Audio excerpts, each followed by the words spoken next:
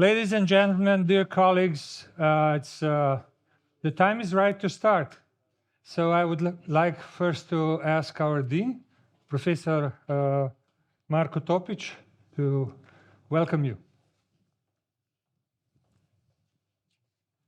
Dear ladies and gentlemen, dear distinguished guests, it is a great honor to welcome you here at the Faculty of Electrical Engineering. It is a great day today. It's a great day for the celebration of Professor Lojze Vodovnik, and the program that the organizers put together is impressive, and I'm eager to hear all, not only the achievements, but all the stories behind about the friendship and true nature of our mission, being a scientist, being an engineer. I wish you a productive afternoon, and of course I also look forward to the informal part of the symposium and the ceremony as a whole. Thank you very much. Thank you, Marko. So the first I need to tell you, the symposium has been organized by the Faculty of Electrical Engineering, University of Ljubljana, hence the Dean, and the Society for Medical and Biological Engineering and Computing of Slovenia, and the President, Tomaž Jarm, please.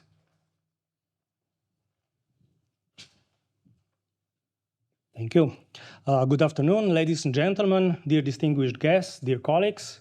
It is my pleasure to welcome you here on behalf of our local society, the Slovenian Society for Medical and Biological Engineering, this opening of the International Symposium to commemorate the 90th anniversary of Professor Lojze Vodovnik's birth. The Slovenian Society for Medical and Biological Engineering was founded nearly 40 years ago in 1986. And it shouldn't be a surprise, and it's of course also our great honor that Professor Lojze Vodovnik was among the founding members of this society and also its first president. Like our sister societies in other countries, the Slovenian Society for Medical and Biological Engineering is an interdisciplinary organization in a very exciting field of biomedical engineering, and its purpose has always been to follow the development and to inform the public about new technologies, about engineering approaches, how to solve problems in medicine and biology. I don't want to take more of your time. Welcome again, and please enjoy the exciting lectures that will follow shortly. Thank you. Thank you, Tomaž. May I now ask Professor Ratko Magjarević, also the honorary senator of the University of Ljubljana, the president of the International Federation for Medical and Biological Engineering, IFMBE, and a dear friend of mine, of course, for many, many years. Ratko, the floor is yours. Thank you very much.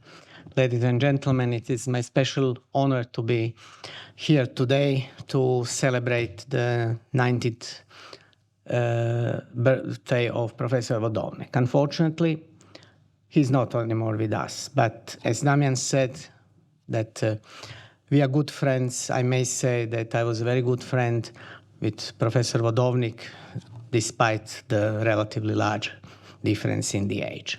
So I have to say here that the International Federation for Medical and Biological Engineering is a little bit older than the Slovenian Society. It was founded in 1959, but obviously Professor Vodovnik, as the president of the society, was very much involved in the work of the International Federation, and also he was acknowledged by the International Federation. What I may say from my personal experience when we speak about the international relations is that I remember that Lojze was always very keen to help young people, to support young people, and he was always of such a good nature, making fun and involving in such a way the young people. So it is our wish in the Federation that we also involve more and more young people, that we bring up the new generation of leaders in biomedical engineering. And I'm very happy to say that we collaborate with this legacy of Professor Vodovnik, the society and the biomedical engineering group here at the University of Ljubljana. And I sincerely hope that next year, when the Slovenian Society is organizing the European Conference in Biomedical Engineering, that I will be able to welcome you there as the president of the federation. So, not to take too much time, thank you very much for coming, and I will also enjoy this listening to the exciting lectures and speakers that will follow in the afternoon. Thank you very much for your attention. Thank you very much. So the International Symposium Legacy of Lojze Vodovnik is organized by the Slovenian Society for Medical and Biological Engineering and Computing and the Faculty of Electrical Engineering from the University of Ljubljana. And it's endorsed by the IFMBE, ISEBTT, which is the International Society for Electroporation-Based Technologies and Treatments, and by the International Functional Electrical Stimulation Society, who the first president was Uroš Stanič. So, Uroš, the floor is yours. Please. Thank you. Dobar dan. Dobri došli. Usually, when our federation, International Federation for Functional Electrical Stimulation, had a meeting, I had to sing. So this I will omit because we have only 2 minutes. So I'm speaking here on the behalf of current IFESS President, Professor Simona Ferrante. And I would like to say only some steps that we came to this. We were in a very good shape after these conferences in Dubrovnik and international conference and so on. And then when we were alone, we wanted to continue to work with all these FES people. So in 1993, we had the Ljubljana FES conference. And after this conference, we went to Portorož. And there was where we organized ourselves to found the International Federation for Functional Electrical Stimulation. This was done 1995 on the 9th of August in Vienna. Now results.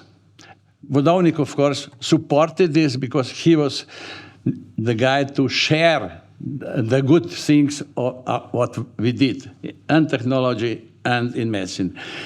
Till now, we went around the world with these conferences, 25 conferences so far took place. And it is important that in the year 2000, Board of Directors of IFES introduced Vodovnik Award for Best Student Paper. And so far, we have 50 recipients in these 25 conferences.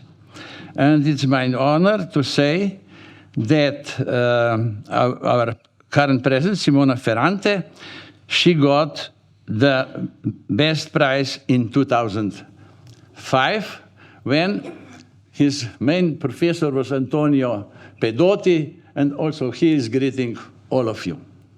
Thank you.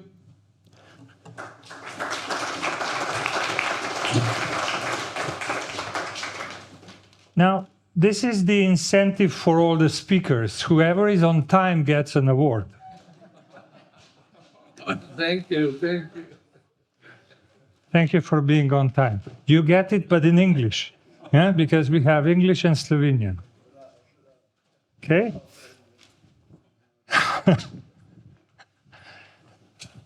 Thank you very much. Thank you once again. So with this, we move now to the program, the scientific program.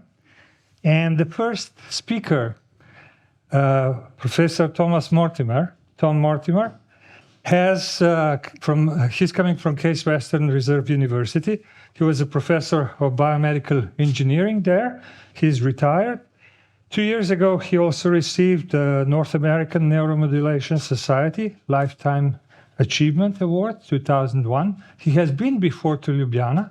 I personally did not have the pleasure to meet him at that time, but I had pleasure to meet him yesterday, and today I already feel we are, well, at least we had one friend in common, and that was Lojze, of course. So the title of the lecture of Professor Mortimer is a lengthy one, and I asked him to cut it down, and then he said yes. And then when we asked him, is this okay, he has actually extended even more. Yeah? So that's the third version, and I think it's the longest one. So, Tom, the floor is yours. Thank you. So I'm going to tell you a story that has 3 chapters to it.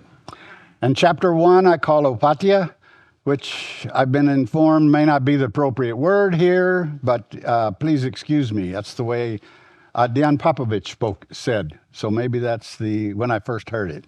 Then the second chapter is Applied Neural Control Laboratory, and the third is then the expansion phase of Vodovnik's neural bypass at Case Western Reserve University, the effect of its legacy on the treatment of neurologic disorders.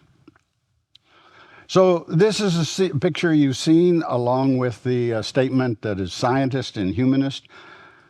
I never knew this man in this picture. That's not the man I knew. The man I knew was this man. And I wasn't satisfied with the total wording of it. So he's a man of genuine warmth and authenticity that endeared him to all who crossed his path. And to me, this is the key statement in introducing Vodovnik to the world. This man had a very special quality that, and it's his authenticity and genuineness that I think was unique among our crowd. He was a special person in that line. So, chapter 1. So this starts out with Jim Reswick, and Jim Reswick is in this picture. He's at MIT in Boston. And he's thinking about devices for disabled people. And Lojze Vodovnik is in Ljubljana. And they're both, it's amazing, 55, 56. They're thinking kind of the same thing in there, which I thought was amazing that they were thinking about this. And he's thinking about electricity in medicine, and I think he must have seen Galvani's experiment, because I think this was an important realization for him of where things could go. So then in 1959, Reswick moves to Cleveland, to Case Western Reserve University. And he says, as a mechanical engineer, what can I do for problems? So he brought his idea with him to Case Western Reserve, Case Institute of Technology in those days. And then there becomes a meeting in Opatia. This is what I learned in here. And this meeting lasts about a week. And Reswick is a representative of the National Academy of Science in the United States and is on the Committee of Prosthetics Research and Development, was a representative here. He was an invited person in here. And even though a lot of this was about prosthetics, he was working on an orthotic system, which is a device to provide assistance to a person with paralysis. And Vodovnik's over there, and this is my best attempt at Slovenian, so excuse my Texas accent here. So he sees this meeting, he says, I've got to be there. I want to go to, and there was a possibility that if you weren't invited, you could apply to be at this meeting, which he did, and he was accepted. So he goes to this meeting, and these two guys show up there at this meeting, and the meeting gets over. But Reswick goes back to Cleveland, Vodovnik goes back to Ljubljana. Reswick's thinking, this guy, Vodovnik, intrigues me. And I think everybody who ever knew Vodovnik would agree that he is an intriguing man. And Vodovnik says, I think there may be something for me in Cleveland. So this is the onset. So 1964 shows up. 1964, Reswick is now completing his work on the ARMAID system. This is a pneumatically powered exoskeletal structure to move a paralyzed limb. And his students were all working on this and testing it out when he shows up in Cleveland. And there's this guy comes out of Amarillo, Texas, who goes to Cleveland too in January of 1964. This started, it's amazing, there's a 10-year gap between when this guy started thinking about it and people started coming together. This is serendipity plus. So anyway, now 64 to 68 was the time that Vodovnik spent in Cleveland. It coincides exactly with the same time I was there. So we were there together, but we never really worked together. He was working on his, trying to understand the safety limits of surface stimulation, putting electrodes on the surface of the skin. And I have very vivid recollections of these immense red spots that showed up on his arm. That when he was working in this, in this area here, in this area right over here, where it says pain. So these guys did experiments on themselves all the time. So he works on that. I'm busy learning how to do animal experiments. So we're very different kind of channels in this same place. So Reswick and his crowd is now trying to control this 7 degree of freedom system, which is what Opatia meeting was all about, how to control these devices. So Reswick is doing this. They decide they're going to try this with recording electrical activity from the muscle, different muscles, and they're using wire electrodes that they can leave in.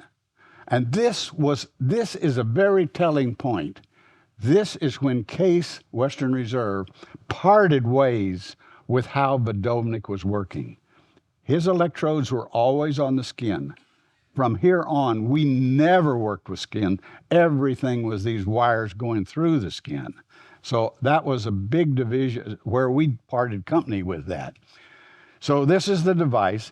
Vodovnik comes in, he says, look at this bulky system, which really won't work, with this exoskeletal structure, pneumatically powered, requiring gas tanks to supply it. He comes up with this idea of his neural bypass. And this is the critical thing that came on Case. So with the loss of the communication to the muscles, you have to take a circuitous route to come down somewhere else, pick up a signal from the muscle, and then stimulate it here and use visual feedback for how this works.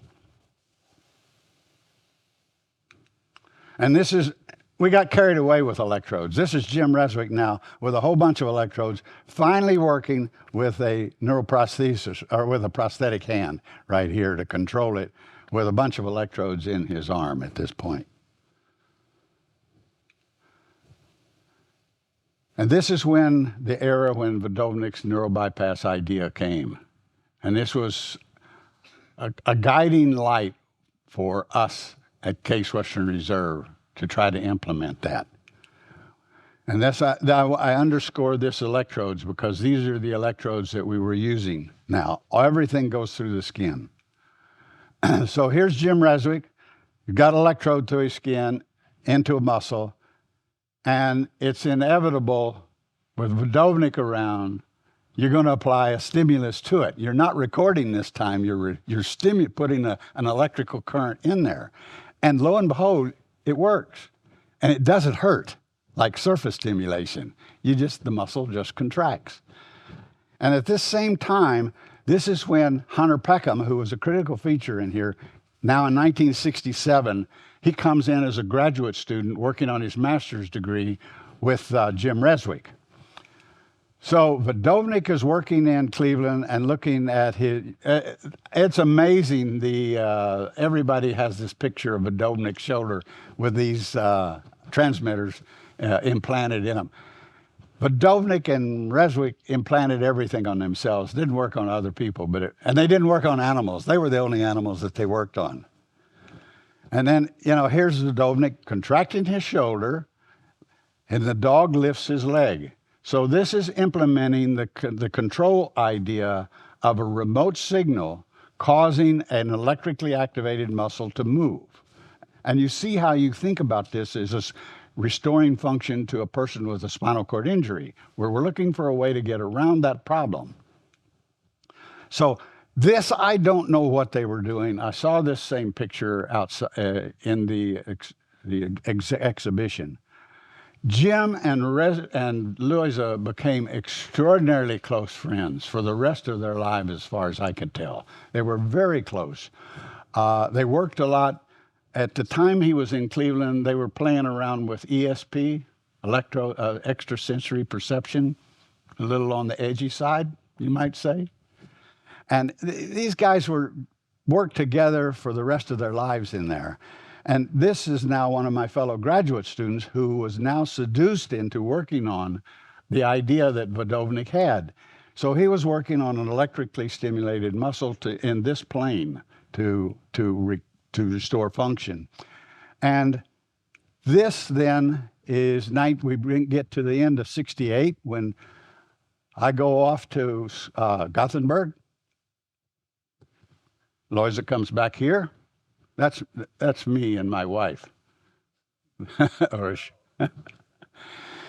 And so I come back in 1969, and I'm looking around. Reswick is still here, but I remember a problem that one of the guys in Cleveland had. Electrically stimulated muscles fatigue too quickly to be functional, particularly in spinal cord injured patients. He saw that and he said, it'll never work. Crochetier says the same thing in Cleveland in there.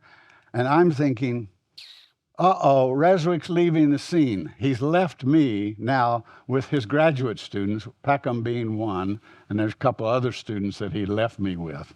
I now have assistant professor at Case. And I'm thinking, what am I going to do? How am I going to support these guys? I've got to have an idea. I've got to apply for a grant. So I'm remembering this, and then I learned in Sweden, I picked up the idea, electrically exercise paralyzed atrophied muscles, you should be able to build the strength and endurance. So we start into chapter 2. This is the Applied Neural Control Laboratory.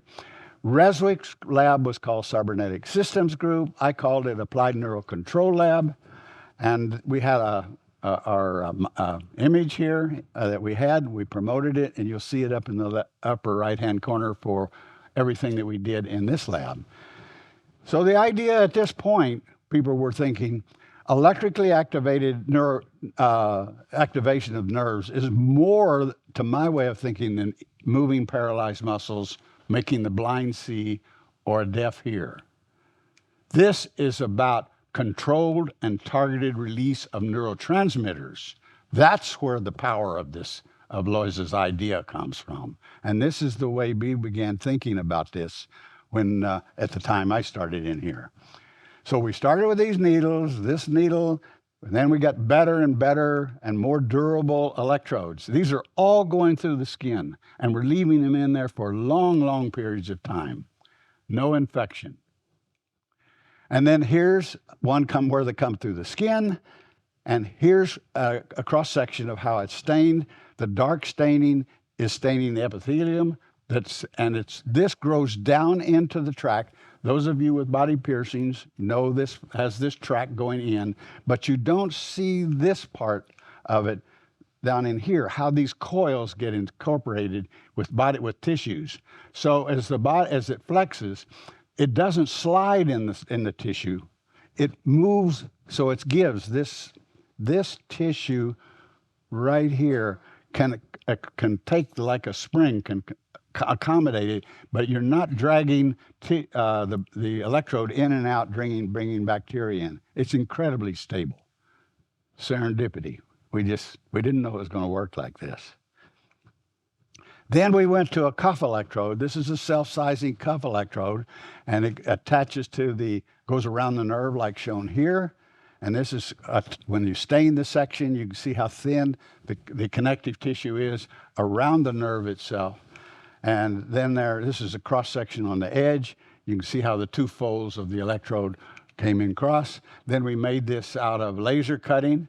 And this is how we get how you make this flexible, a piece of flat metal flexible to be able to put in, and it has to coil. So you put the metal in this piece of silicone rubber, and it has to coil, and this is how we relieve the stresses in it to make it coil. So Peckham, his doctor thesis is now to convert this muscle fibers up here, and I'm showing you here a section right out of here, where this is showing normal tissue, and this area was stimulated for 30 days at 10 hertz, 24 hours a day. And then what's staining in here, the dark staining fibers have a high capacity for oxidative metabolism. The light staining fibers in the lower part have a slow contraction element to them. So that's how you identify them. I've identified them in the two parts here where you FG and SO. So the fiber, we can now convert fibers to fatigue resistance and build their strength back up. So this was a major finding. We needed now money to pay for Peckham. He wanted more money. He didn't want to work for the graduate student salaries, so we went to NIH, got them to give us some money to support him, and we implemented this now in humans. So these were now going into humans and to produce this useful function in here. And we used a controller that came from an idea in the lab, one of the students in the lab, to control electric wheelchair, which is, we use the same controller here. So, 1977, Peckham thinks he's smart enough, he's going to want his own operation. So this is one of the hard parts of having a lab and having students come in here and starting to want to do their own thing. They want to leave, and they want to take the money with them. And that's what happened here. So Peckham leaves, Tom had to find something else to do, and this work here at Case would have never gone any further without Peckham taking the role he did to move the spinal cord injury work into a rehabilitation center for his shop. So we made an implantable tool here. I'm going into one of the projects that we did to restore function. And this is the tool we used. And here is the implant going into the diaphragm. You're looking through a laparoscope. And this is putting an electrode in the diaphragm. And the diaphragm is only about 6 millimeters, 4 to 6 millimeters thick. So the surgeon needs to see where this is going. And moving the trigger on here, you could regulate how deep it was going into the muscle. So this has made it possible. I think there's something wrong with this clock. It's going too fast. So this, I'll show you, this is the guy speaking when he has a... on the vent.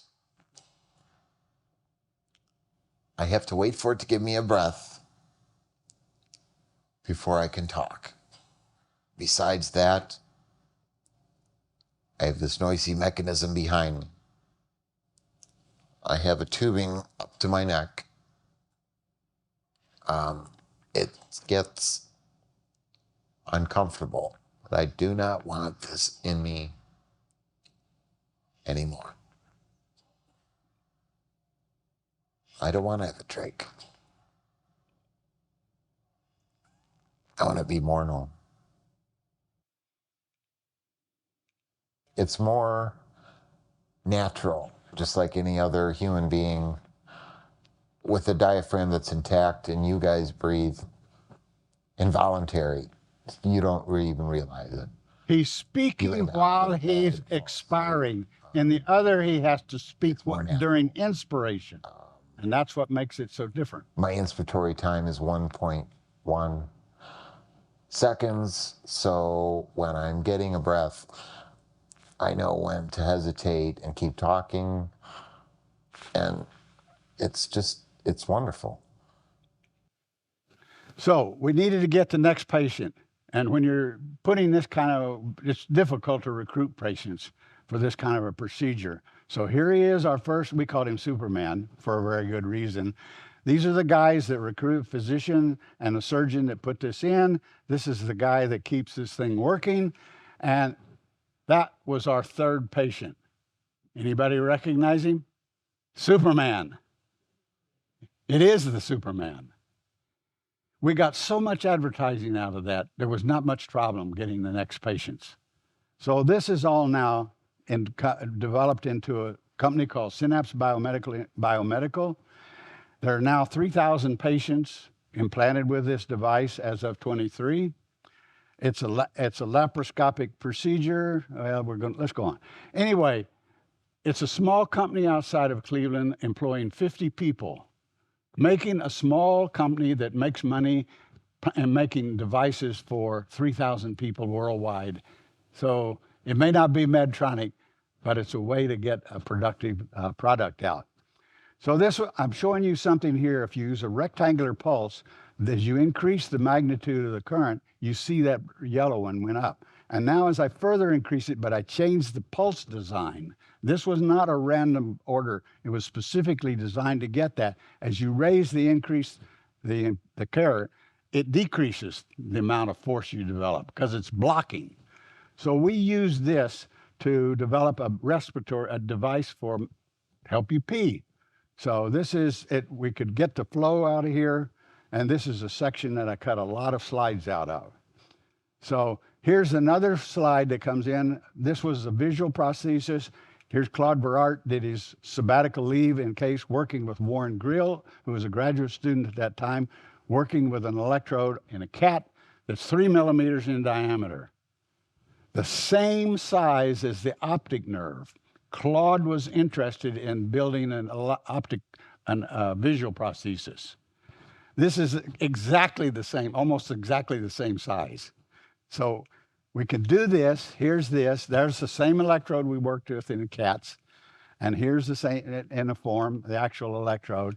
And we implant that, bring it down here, it comes out, goes to a connector, comes out through the skin, just like we did in all the animals. And we know how it reacts in there. And here's the electrode. It behaves well in the cat.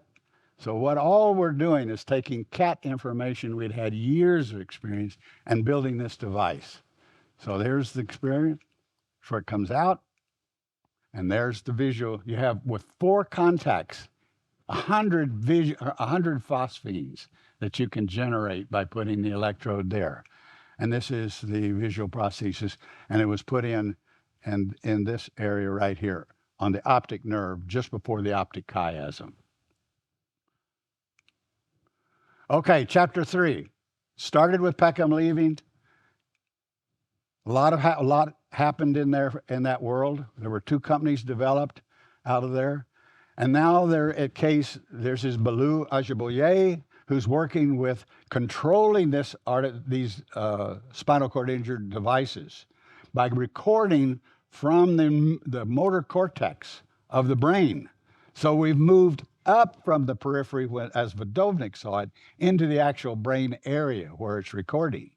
So they're working on algorithms to separate out what the meaning of grasping is. There's a problem with these electrodes, and these electrodes don't necessarily record for a long enough period of time. So Professor Jeff Capadona is working on the tissue reaction around these electrodes, and he has a lab of about 6 people working on this.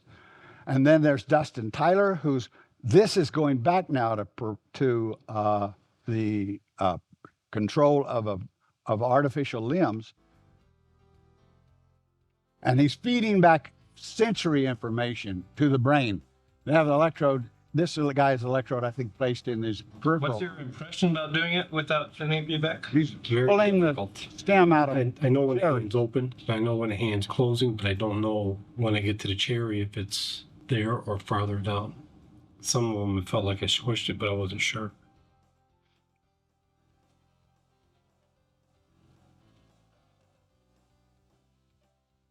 Describe your strategy.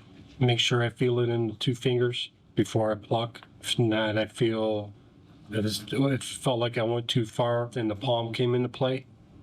Then I didn't think I had anything. I think I might have 2 near misses, 2 or 3. So then I had to go back and do it again and make sure.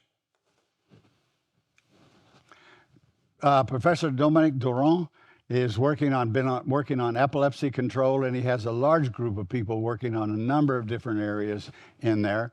And he too broke off from the Applied Neural Control Laboratory and formed his own operation.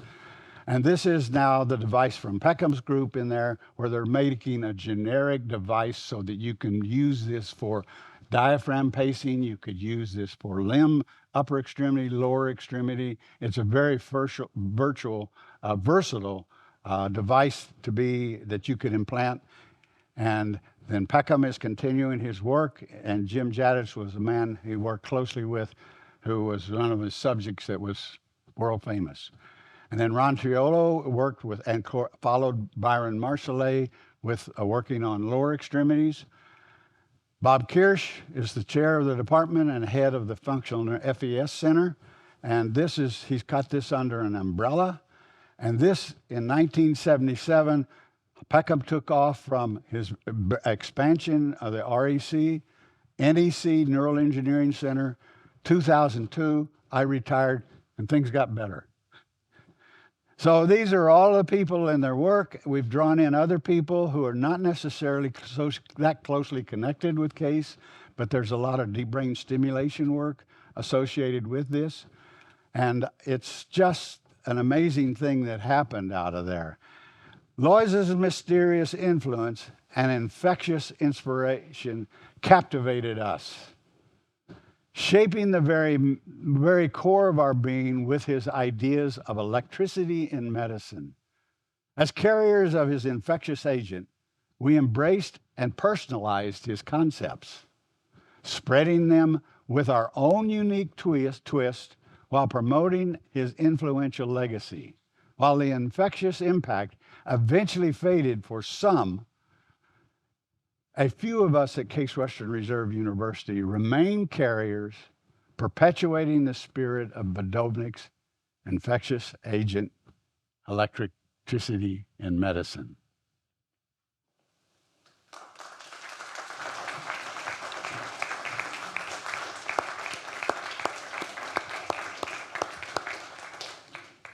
Thank you, Tom, for making the journey, a long and long-lasting journey for us. I'm obviously have known Lojze for some time. I knew there was a lot of things going on, but yeah, it's very difficult to grasp. So if we have any urgent question, please feel free to speak. Otherwise, we plan some discussion at the end. So, Lea? Can you maybe explain what kind of pulses used for stimulation? So, with respect to duration of shape and other variables or different types of stimulation? When I think about electrical stimulation of neural tissue, first thing I think about is I need two phases in there. They don't have to be balanced. That's what is clear, but not everybody thinks that way. The reason you get, if you use cathodic monophasic pulses, what you end up with is ischemia of the tissue because you constrict the blood vessels, because you deplete the nitric oxide that is necessary for the blood vessel to expand. But you don't have to balance it.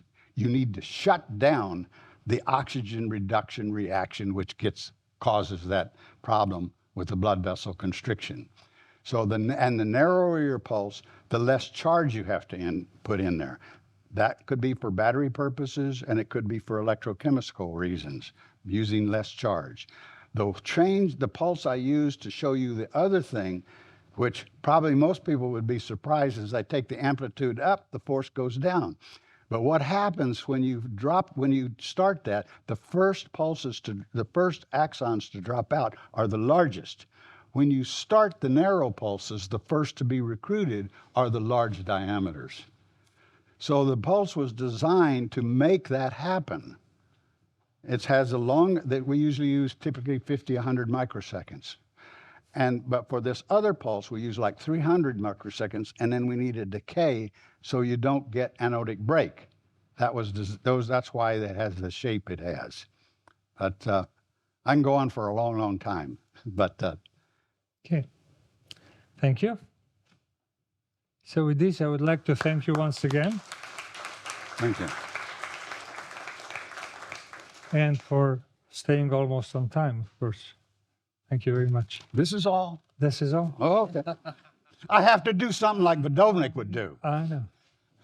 So now, moving on to the next speaker, the title, Injectable Wireless Microstimulators for Motor Neuroprosthesis. It's Toni Vora, professor at the University Pompeu Fabra in Barcelona, Spain. And prior to joining the University of Pompeu Fabra, he spent almost 4 years at Berkeley with Boris Rubinsky, then some more time with Louis Mir in Villejuif in Paris, south of Paris. And his main research topic is electroporation, particularly for tissue ablation, electrical bioimpedance for diagnostic purposes. And I think what has been fascinating enough to receive the ERC grant was the injectable electronics for neuroprosthesis. And this is what he has been awarded in 2016 and worked on that for 5-6 years. So, Tony, thank you. The floor is yours. Thank you very much. So yes, today I'm going to talk about electroporation. I hope this works. So I'm going to talk something very related to what Professor Mortimer presented. Basically, what I'm going to present is a technology for implementing this concept of the neural bypass that Professor Lojze Vodovnik pioneered. So we are talking about functional electrical stimulation. So basically, or more specifically, more accurately, functional neuromuscular stimulation, in the sense that what we want is to activate the muscles that are not being contracted in a voluntary way because there is some interruption, there is some injury in the nervous system. So basically, what we want is to replace that part of, and then we need to pick up signals, and we have to relay those signals to the muscle, which is the concept of the neural bypass. And basically, as I said, we are not doing anything new. This was already proposed many, many years ago by Professor Lojze Vodovnik. In this case, he was proposing the use of signals from the muscle, so picking up the EMG signals and then relaying them with a stimulator to surface electrodes for doing an action. So, and in the last years, I have to say that there has been fascinating developments in terms of picking up signals, because picking up signals from the muscles leaves a few options to get a lot of control signals. So you cannot measure from a lot of muscles because there is a lot of crosstalk and the muscles are big. But you can pick up signals from the brain, and this already has been mentioned. And this last decade, there have been a lot of huge developments in that sense, very spectacular results, from controlling robotic arms to really perform fine movements, even including feedback to the brain. And very recently, last few weeks ago, the 2 papers announcing high really kind of prosthetic systems for speech. So in this case, you had brain electrodes, and those were connected with an artificial intelligence system to a speech synthesizer. Very spectacular.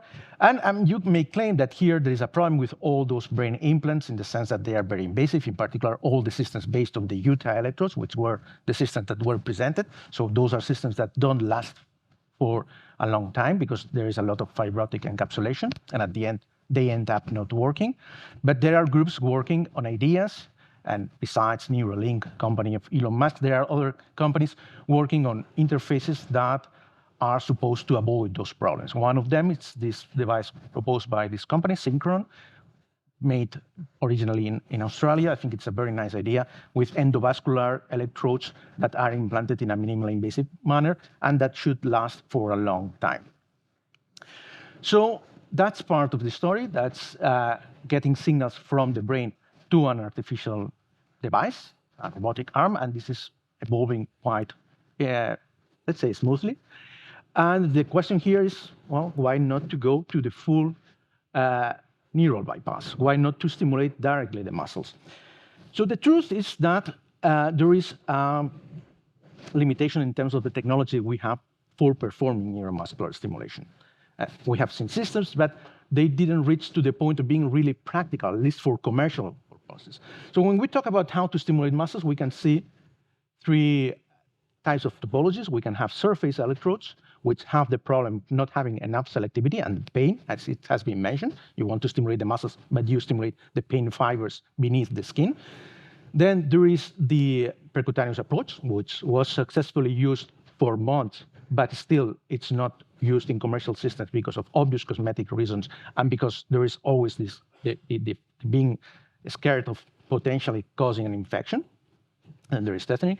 And then there is the implantable approach. So to have both the generator and the cables that go to the electrodes implanted. This is basically the approach that is used in all chronic devices, or chronic systems for stimulation. Pacemakers, cochlear implants use this approach because that avoids infection issues and also minimizes cosmetic issues. So when we talk about implants for stimulation, this approach of having a pulse generator, which you have a central pulse generator that goes with electrodes, with cables, to the electrodes. This is what are called leads in the field, in the jargon of the field. When we are talking about that, we have a problem. We have a problem of having a very invasive surgery and going to the different points that you want to stimulate. And then if there is movement, those electrodes can break, those cables can break. This is an approach that is perfectly fine for cochlear implants, but not so much for restoring movement. There have been systems that have been developed, but at the end, there is a limitation in the number of electrodes and the number of channels that we can have for stimulation because of those practical issues. The electrodes that are used are the ones, or that are in use, are the ones that we have seen. We have cuff electrodes surrounding the nerve. We have intramuscular electrodes. Recently, there have been even electrodes that go inside the nerves to stimulate independently fascicles of the nerves, but those are really under clinical trial. They didn't reach commercial stages.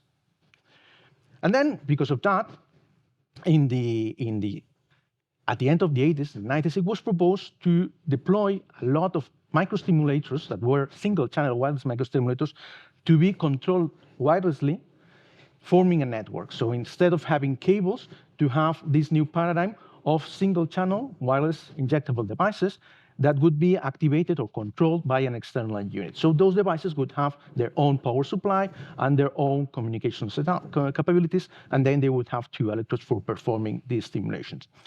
And, well, I discovered this morning that there was a device, relatively large, that was developed also by Vodovnik. So, and I'm just restating again here the problem. So there is the current, let's say, paradigm for performing stimulation is a central unit, which is called typically the implantable pulse generator, that is wired to the electrodes, and it's implanted by surgery. It's a solution that is adequate for many applications, cochlear implant, pacemakers. But for restoring movement, it was proposed this approach of having wireless microstimulators that would be injected rather than implanted by surgery. And these are the Bion devices by the Alfred Mann Foundation that were developed in the 90s, were used in patients, and quite successfully. And the idea was that they were controlled independently from an external unit so that they could be activated independently. So what we are doing is basically the same thing, but thinner and more flexible. Why? Well, the problem with those devices was that because the diameter was not so small, they were not so small, so you need some tool to dilate the first insertion that you did. Then, because they are mechanically rigid, they cause a lot of scar tissue around them. So at the end, they were not really successful. So basically what we are doing is the same thing, but with the hope that this more flexibility and being thinner, it's going to solve those problems that those devices had. And why those devices could not be made like that one. So basically the constraint here, as in other implants, it's the power supply. The power supply here is what limited the size. The electronics now can be made very small. But those devices basically used batteries or used inductive coupling. So a method to transfer the energy from an external system to the internal implant. And a coil needs a minimum diameter. So you need, at the end, even if you use other alternative methods like ultrasound transmission with piezoelectrics, you at the end need a bulky piece within the implant. And that limits the miniaturization, or limits at least how narrow, how thin you can make them. So we are doing something completely different. What we are doing here can be understood as also a method of wireless power transfer. What we do is to apply directly electrical energy through the body. So in particular, what we do is to apply high-frequency currents in the form of bursts, and so in the form of short episodes. Because they are high frequency and because they are applied in the form of short bursts, they are innocuous. Actually, the currents that we apply comply with safety standards. And then the implants, what they do is to transform those like high frequencies into low frequencies. This is done by rectification, so like a diode, for you that understand. So, and that's what they do. So they basically act as a diode, so they transform these high frequencies, which are innocuous, don't cause excitation of tissues, into low-frequency currents that cause local excitation of tissues, nerves, muscles. In general, we are going to stimulate always nerves. We do this stimulation in a, let's say, a smart way, in the sense that within the high-frequency signals that we apply, high-frequency currents, we embed signals, we embed commands to the implant. So we say implant 1 activate or implant 2 deactivate, and stuff like that. And that's basically it. So basically, our devices do this thing. And the key thing here is that because we don't have bulky parts within the implant, we can make them very small. It's just pure electronics. The key phenomenon here, as I said, is that high-frequency currents are innocuous. So the excitation to excite excitable tissues, so to excite muscles or to excite nerves, you need to be at the low-frequency range. I mean, 50 hertz, 100 hertz. Once you increase the frequency, it's going to be much tougher to get stimulation. And that's what we are making use of. We apply high frequency to avoid the stimulation where we don't want to have stimulation. Why we are doing that? Well, we are doing that because it's an engineering challenge, but basically we want to move from a scenario in which now for motor neuroprosthetics, we can only have a few channels, so we can only independently control a few number of muscles because of all those practical constraints, to a scenario in which we can access many more muscles, and we can even access portions of the muscle so that we have finer control. Because our implants are going to be very small and easy to inject, or to implant by injections. So we can access small muscles, we have higher selectivity, and that at the end, what we want is to have finer muscle force control, and what we want is to avoid fatigue. The problem that has been mentioned of fatigue is still not completely solved in electrical stimulation. And one way to solve that, or potentially to solve that, is with interleaved stimulation, that I will talk a little bit about that. So I don't want to go about the miseries that this idea comes like 12 years ago. We struggled to get funds and to start because we came with a different topic, electroporation, basically. So that's where we are. So these are the kind of prototypes that we have. So these prototypes basically are flexible as we intended. They have a capsule in the middle, which is a rigid part, where the electronics is contained. And it's rigid basically because we contain our electronics within a hermetic package, which it's important, and it was a challenge. And we have 2 electrodes. So this is less than 1 millimeter thick, 35 millimeters long. And what we have inside the capsule basically is connected to these 2 electrodes that serve both, let's say, to pick up the energy and to apply the stimulation. And what we have there is that circuit that you see there on the right, which you can understand, I'm not going to go into the details, you can understand it as a smart diode, in the sense that it's a diode that externally we say if it's a diode that is conducting and in which direction it is conducting. Good. And the implantation, it's really an injection, as I said. Actually, these are quite old pictures. Basically, what we go is with a catheter. The catheter has a needle. We use that needle in some cases, not in all, as an exploration electrode, meaning that we connect to an external generator to see if we have the stimulation we want to achieve. So we have the movement we want to perform. This is a rabbit leg, by the way. And then once we have identified the point, we remove the needle, and then we push our implant inside just with a kind of a cable, and then we pull back the catheter, and the implant is there. It's a very fast process. So now we are going to see, we are playing with this technology to kind of show its potentiality and to start thinking about what to do next with it.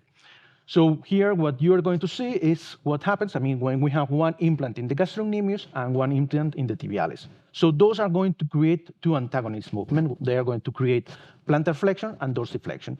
you see that we are using the same two external electrodes, which, by the way, are textile electrodes. So our system basically can consist of a garment. And with these high-frequency currents, we specify if we want to activate one or the other. This is what you're going to see.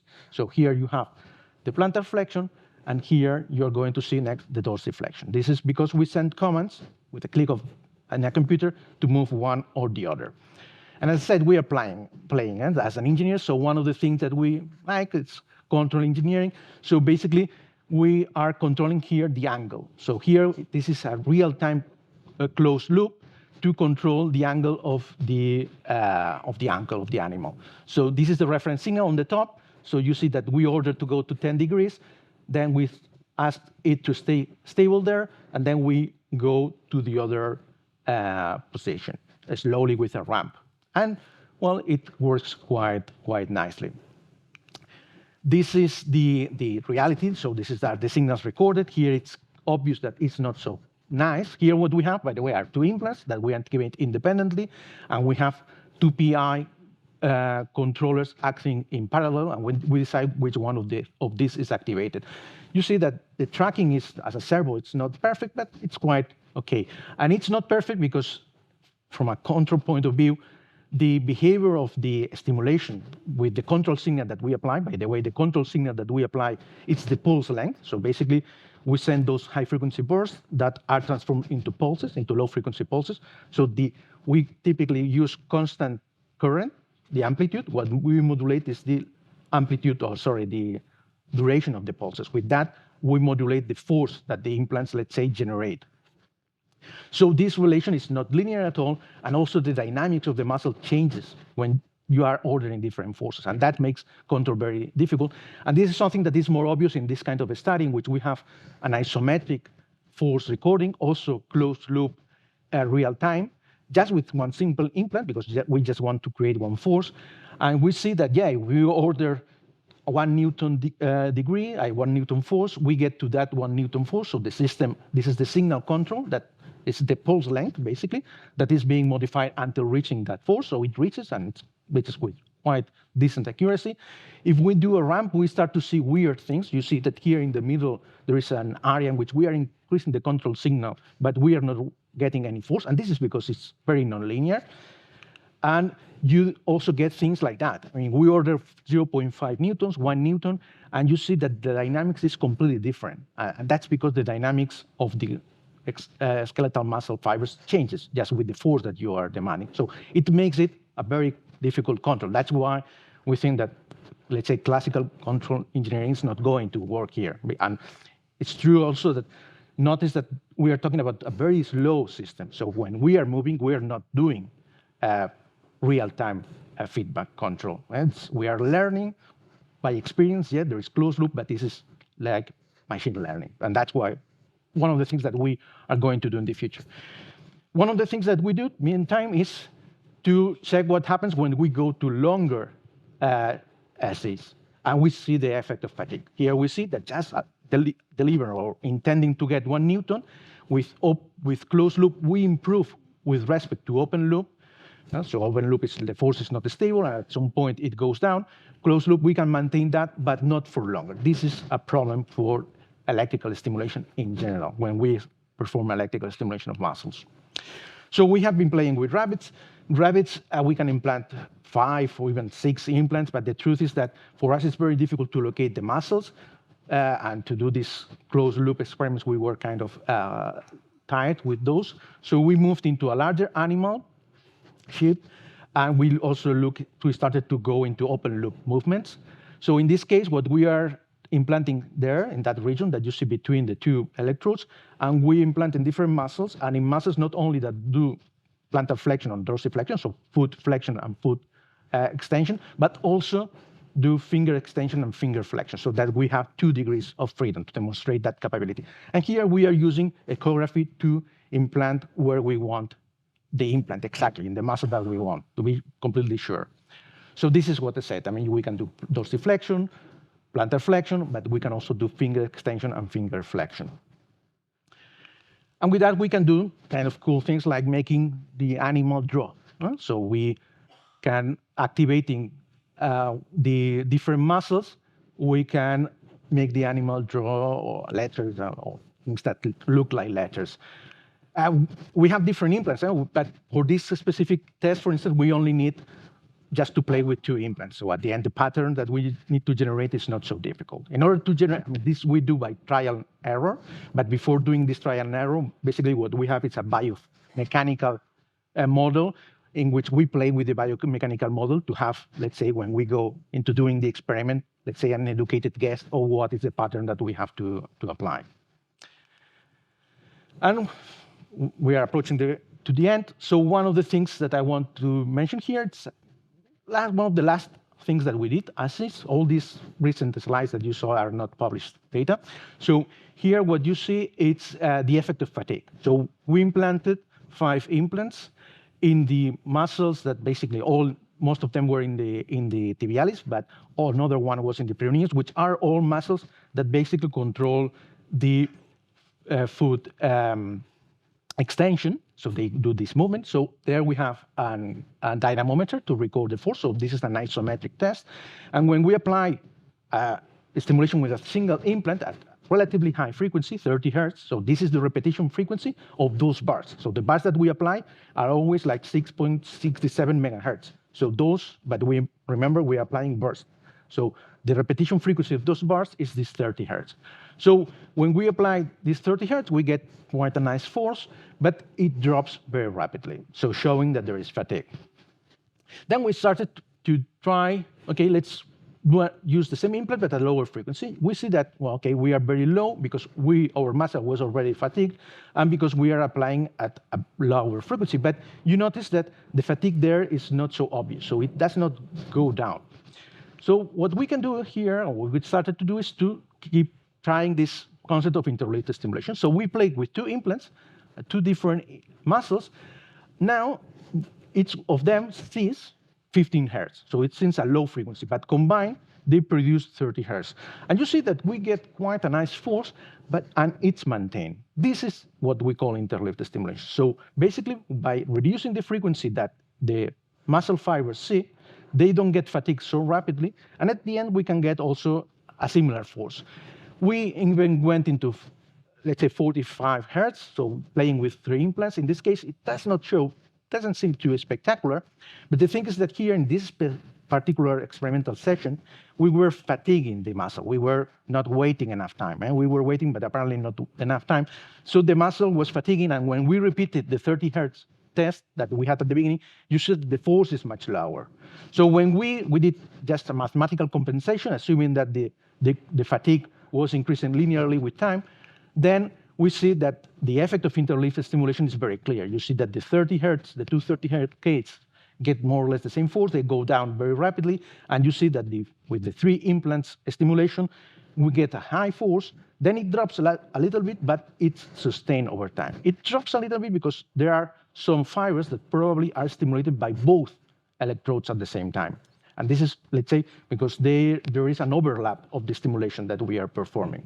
And this is something that we know because 3 years ago, we did a similar study, but in this case, in order to see if this concept of intramuscular interrelated stimulation made sense, which was reported by different groups, but we still wanted to make our own, let's say, study.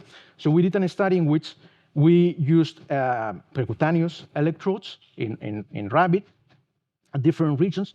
We tested for the overlap. This is something that can be done. We tested for the overlap. We selected the electrodes that were less overlap, and by using these electrodes, we really achieved a really fat muscle during time. So that concept, that's why we are very optimistic, well, at least I'm optimistic. Where we are, we have tested this technology. I'm going to show you that we have tested that in a very acute, very short study in humans.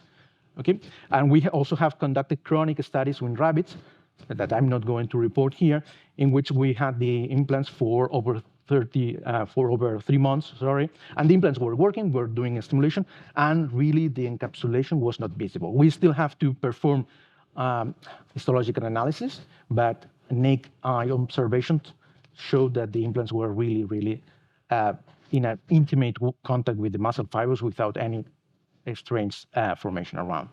So here, this was a collaboration with, in a framework of a collaborative project with IBMT in Germany. And what we did was a particular device for testing in humans. What we did it was to add a tail, a plastic tail, so to be able to remove our implant immediately, to do this acute assay. So basically, we implanted in this case with ultrasound, okay, so with echography to be sure that we are in the muscle. And this is the result. We are going to see a very subtle stimulation where the arrow is. Because we are generating a very low magnitude current. We are generating a current of only 2 milliamps. With the external system, we apply a large current. So between these two electrodes, we are applying an amplitude of 100 volts in that order. And the current that flows there is in the order of 1 or 2 amperes. It is the current that we generate by the implant is limited to 2 milliamps. You are going to see a very small contraction. Okay? I don't know, it's going to repeat in case you didn't see, but it's a very small contraction that the participant felt, but felt as a contraction. Okay? And with that, basically, I'm concluding this is the outcome of 2 European projects, one ERC, as Damian mentioned, and a collaborative project also within the Horizon 2020 program. And it has been the contribution of a lot of people, but those in particular are the ones more relevant, let's say, and in particular, Laura Becerra, that has been working with that since the very beginning, since basically even during her master thesis. And with that, I conclude. Thank you very much.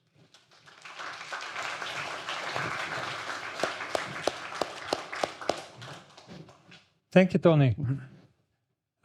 We've seen in recent years an incredible development in leadless pacemakers. So, I mean, the small, little, tiny devices which can now last for 10 years and so on. And that is fascinating. Of course, not that you can put them in the muscle. I have 2 questions at least, and if somebody else wants to jump in, of course, please feel free. The microphones are all around, so you are being picked up by the microphones in the. It's a modern lecture hall. Scary in a way. So you said there's quite a large current, 1 megahertz. So we apply typically 6.67 megahertz. That's the frequency that we apply. And the amplitude is 1 ampere. Now, that is some power, I would say. Yes, that's correct. Do you have any impression, does this heat up the tissue or not? Yeah.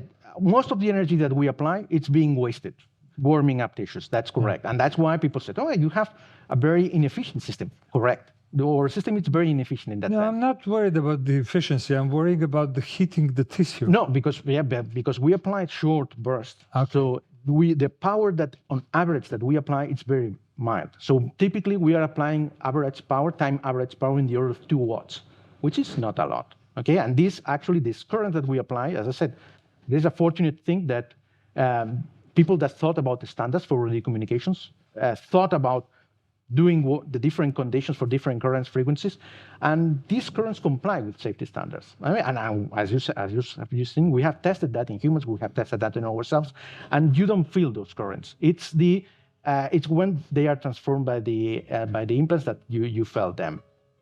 But there is warming. The only thing is it's very, very mild warming. But if you have more implants, you don't need more heat. I mean, if the system becomes more efficient if you put more implants, because you basically. And related to the thing of the pacemakers, they have done now they are leadless pacemakers. Pacemakers is an application which can benefit from primary batteries, so no rechargeable batteries, because the power consumption is super low. And this is not the case for neuromuscular stimulation. We need quite a lot of power. Now, the other thing is, of course, I mean, we know that the shape of the pulse that will cause the stimulation is important.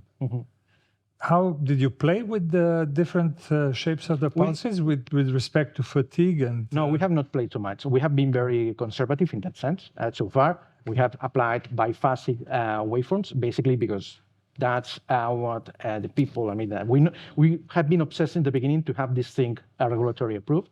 So charge balancing, it's an important thing. We have to go through a capacitor.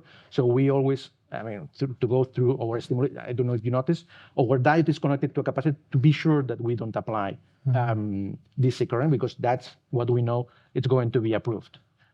And your concept to avoid the fatigue, placing multiple stimulators in one muscle, follows basically the units, the motor units? So the concept is not new. So the concept is basically, it's thought that basically this is in part a more physiological stimulation, in the sense that when we want to do functional electrical stimulation, in order to get a fuse contraction, we apply high frequency. So, and the fibers that are impacted by that stimulation see a very high frequency, and that's one of the reasons why they fatigue so rapidly.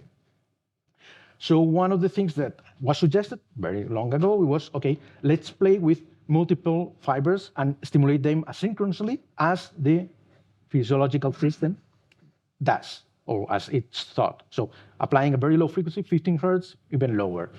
So the thing is that has been demonstrated in different setups, and in particular, it has been demonstrated to be super efficient playing with the nerves. So with very invasive systems, going into the nerve fascicles, that works very nicely.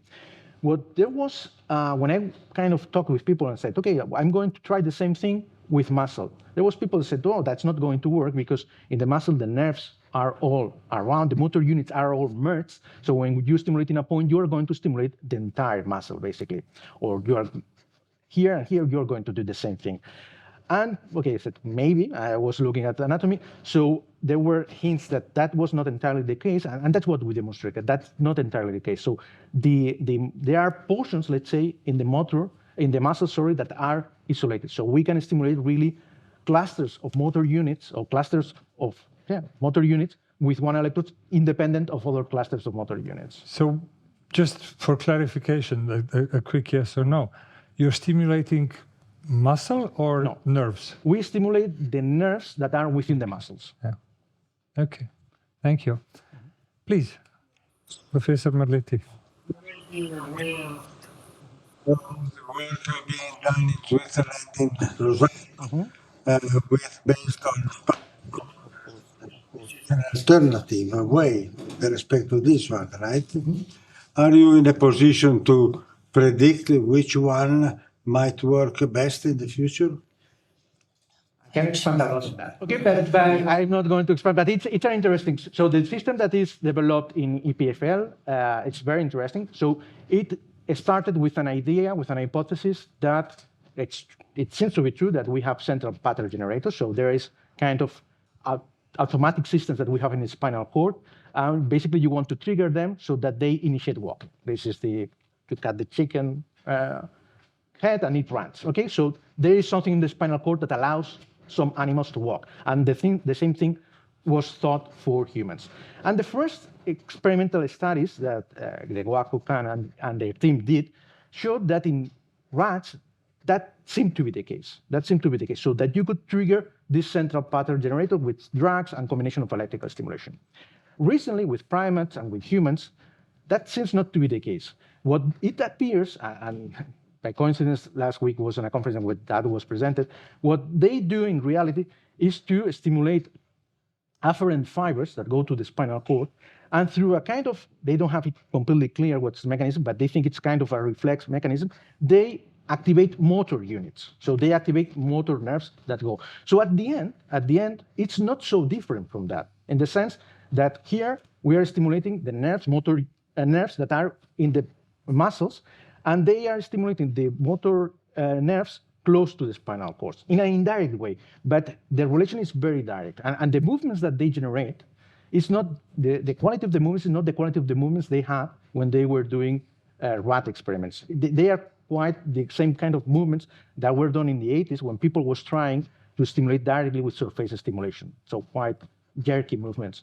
But it's true that, yeah, they are doing, and it seems that they are getting rehabilitation of patients that had, in theory, complete spinal cord injury. That's very impressive.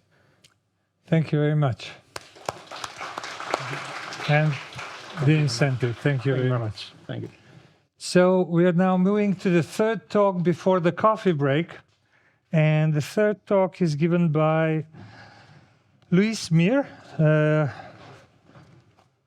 Luis Mir received an honorary doctorate from University of Ljubljana, 2018? Yes, sir. I think it says here.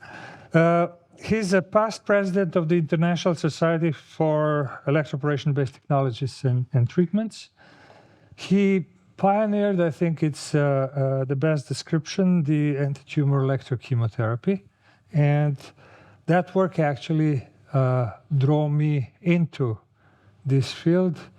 And I saw that abstract somewhere in Hamburg, 1989 or 88. And it took me 2-3 years to get his response. Oh.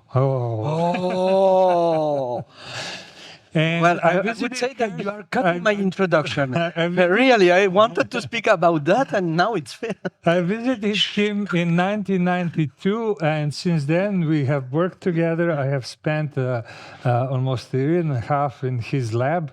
And so with this, Luis, the floor is yours. Oh, okay, thank you. And now I have to reshuffle completely my introduction. Okay, so honorable academicians, distinguished professors, dear colleagues, ladies, gentlemen. As mentioned by Damijan, the first person I knew from Slovenia was Damijan Miklavčič.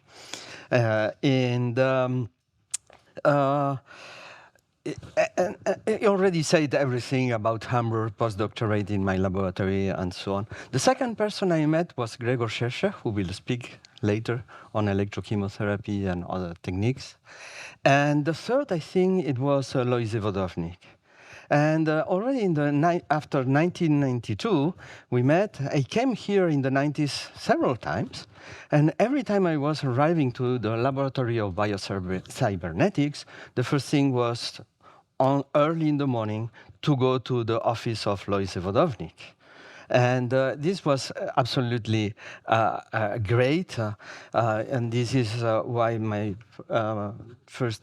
have this humanist impression of and memories of Lojze, because we were going there to chat about science, of course, but also everything.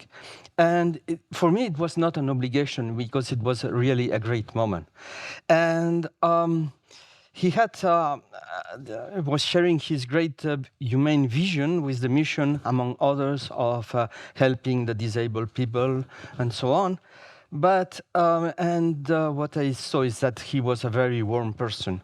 And he was warmer than the cognac that he was offering to me. I am not a real drinker, but already at 8:30 in the morning, we had to share the cognac. This was, it was not only hitting my throat and my esophagus, it was also hitting my heart. And this is why I remind still very clearly in my mind these moments shared with Professor Vodovnik every time I was coming to Ljubljana. But so back to the science, because Damijan told me, no, back to the science and respect the time. And I do not want to miss the small present, so I have to respect the time. Indeed, as already Damijan said, Professor Lojze Vodovnik was a great open-minded scientist, and he accepted that Damijan started with opening a new line in the lab about oncology, so the treatment of tumors by low fields, long duration electric fields. And it happens that, as it said, it saw a poster, I think it was also with Gregor in Hamburg, about the new treatment of solid tumors that combines short pulses, intense pulses, with some chemotherapy agents. And this is a treatment indeed that I created and started developing in my institutions, and that I termed electrochemotherapy. However, today I will not speak about electrochemotherapy because there is another presentation on this. I will neither speak on another use of the short electric pulses, which is the tissue ablation by what is called irreversible electroporation. So pulses that are more intense, larger in number, but still it's not a heating procedure. It's really the effects of the electricity. And I all contributed with the seminal paper also in this area. And I will neither speak about the gene transfer by this applying the electric pulses, because again, Gregor Šešelj will present on that. But I also had seminal contributions at the end of the 90s last century. So today, I will focus more on the fundamentals of this phenomenon that is at the basis of all these applications, and phenomenon that was termed electroporation by Eberhard Neumann in 1982 and was termed electropermeabilization by Justin Tessier. And what I invite to you is to go to explore with me when short and intense electric pulses are applied to cells and to organisms, what happens, why it's cells electroporation or electropermeabilization, why different words, why the membrane is primarily affected, what is affected in the membrane, when it is affected in the membrane, and so on. So we are leaving the whole body, the rabbits, the man, and so on. We are focusing on cells now. Okay, so from its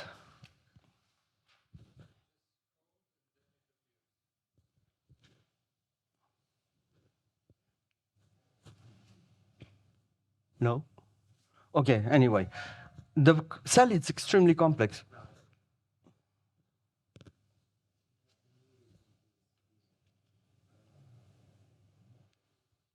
Okay, now. Yes, okay. So the cell is extremely complex, but from an electric point of view, it's very simple, because the thing is that there is a membrane that electrically insulates the inside from the outside. The properties of the outside and the inside, the electrical properties, it's outside, inside of the cell are rather similar, but the membrane is really an insulating element. And it's fascinating, a part of the cell, because you know, the membrane is extremely thin. It's just 5 nanometers. The cell, it's about the radius, it's usually in the terms of 10, 15 microns. So it's 2,000, 3,000 smaller, thinner than the radius of the cell, and still it totally insulates from the outside, the inside. And it's composed by phospholipids, which are small molecules, very large in number, and proteins that are small in number, but very large molecules. What is the impact of exposing the cells to an electric field, external electric field, that will that will provoke the accumulation of charges at the surface of this insulating layer? It's a change in the transmembrane potential difference, And this can be calculated from the Maxwell equations, but already in 1957, Schwann made a very good approximation for the cells, spherical cells in a conductive medium, and this is the formula about the change in the potential difference across the membrane at the poles of the cell surface. And immediately what you can see is that the main consequence is, maybe I will go there or there. It's an amplification of the external electric field at the level of the cell membrane. And this is an amplification just geometrical, but means that the impact of the external electric field is at the level of the membrane, and the increase can be up to 3,000 folds. So with just applying 1,000 volts per centimeter, which is the typical electric field amplitude used in electrochemotherapy and in these other applications, you can just see that at the level in the membrane, the associated electric field is 300 megavolts per meter. And of course, it's extremely high tension and will provoke changes in the cells. And these changes above a threshold in the amplitude amplitude and duration of the external electric field, it's the causes the electroporation or electropermeabilization that I will discuss. Why this electroporation? Because most of the models that were built already at the end of the last century were arguing for the existence of pores. It's the only way to understand how molecules that were outside of the cell were penetrating inside the cell, or vice versa, exiting from the cell. And there is a technique that is a numerical approximation, which is called molecular dynamics, where in silico it's possible to put a number of molecules of water, molecules of the membrane, and so on, and see what happens when a perturbation is applied. And this is a view if we were inside of the membrane with the lipids and outside and inside the water, and under the field some pathways appear, which is called pores, and they make it's kind of holes, and everybody was happy with that. And but the descriptions I will say in a few minutes, this molecular dynamics say that also these pores close very rapidly. So the question is that it was also known that the cells remain permeable to small molecules for minutes after the delivery of this kind of electric pulses, that are pulses of 100 microseconds and in number limited, 8 pulses, so less than 1 millisecond perturbation by the electric field, 5 minutes perturbation of the cell membrane. And of course, this was, the membrane was permeable. It was difficult to admit that the pores were still existing for minutes. And so this is the reason for the term electropermeabilization. And it's a phenomenon that is very powerful, because here we applied a pulse of 12 nanoseconds, just 12 nanoseconds. And we were looking at the closure of the membrane by adding a cytotoxic product before or after the electric pulses delivery. And the initial survival, meaning that the cells are closed, is obtained only in a few minutes. So for a few minutes, the cell was open while the perturbation was 12 nanoseconds. So, and the same kinetics using one single pulse of 100 microseconds, of course, at a voltage at the field, external field, which is much lower than for the pulse of 12 nanoseconds. But the phenomenon is robust. We have the same cell reaction to different types of these pulses.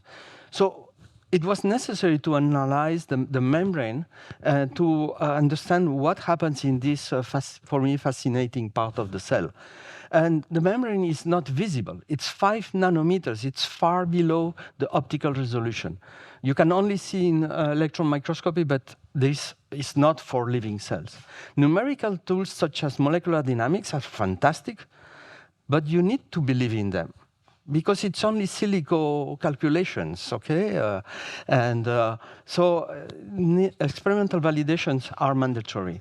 And it happens that Mounir Tarek, one of my colleagues in France from the city of Nancy, and Lucie Delmotte, he's a student, made a provision, some calculations, and they told us, Marie Breton and Ad Silver from my team, that it was possible for an siRNA to cross the membrane in less than 10 nanoseconds, and so less than 10 nanoseconds, and if the pulse was, if the molecule was crossing, not yet already penetrated, but still crossing the membrane, at the end of the pulse, it will be collapsed by the closing of the pore in 2 to 3 nanoseconds. So you need to believe that all that is true, and is what we tried to do. So we used a lipid to form what is called giant unilamellar vesicles. Giant because are of the size of a cell. Unilamellar because it's one single lipid bilayer, and it's a vesicle because it's also water inside. And this is the picture. We have a little bit too much light, but it's okay. You don't see the membrane. You only see is the difference of the optical contrast between the inside, which is containing sucrose, and the difference with the outside, which is containing glucose, two different sugars. Okay, we had also different pulse generators to generate the pulses and so on. And we used to make these vesicles a lipid which is called DOPC that has the possibility to be oxidized because of these particular links here. So here you can add oxygens in case of reaction with the oxygen. Okay, we applied one pulse of 10 nanoseconds at 3.2 kilovolts per millimeter. And indeed, this loss of the contrast between the inside and the outside with respect to this situation is indicative of the fact that the glucose which was inside was going out and the sucrose was penetrating, so loss of contrast due to the permeabilization of these vesicles. And the same at 5.8 kilovolts per millimeter. And now what we did also is to label the lipid with in red fluorescence, it's in red fluorescence by using this rhodamine. So we have the trace of the shape of the lipid, and to add an sRNA labeled in green. And indeed, after one single pulse, 12 nanoseconds, at 5.8 kilovolts per millimeter, the green was inside, so the sRNA, yes, penetrated in less than 12 nanoseconds. And also, you can see that this eyed brilliant fluorescence at the level of the membrane. And this is the trace of the FITC, fluorescein isotysonate, entrapped into the membrane because the pores were closing. So we could interpret the images and we could say, yes, you are right. We validate, we really trust your predictions made by numerical models. So yes, there are pores. Okay, perfect. Now the membrane, which was impermeable, non-conductive, becomes fully permeable, conductive. But question, are these pores stable? For how long? How they close? And so on. We have this indication of a very rapid closing, but how to explain minutes during which you have transport of molecules from inside to outside. Molecular dynamics. If the pores are small, they are not stable as they close in nanoseconds. Okay, for the reversibility. This is perfect. Okay.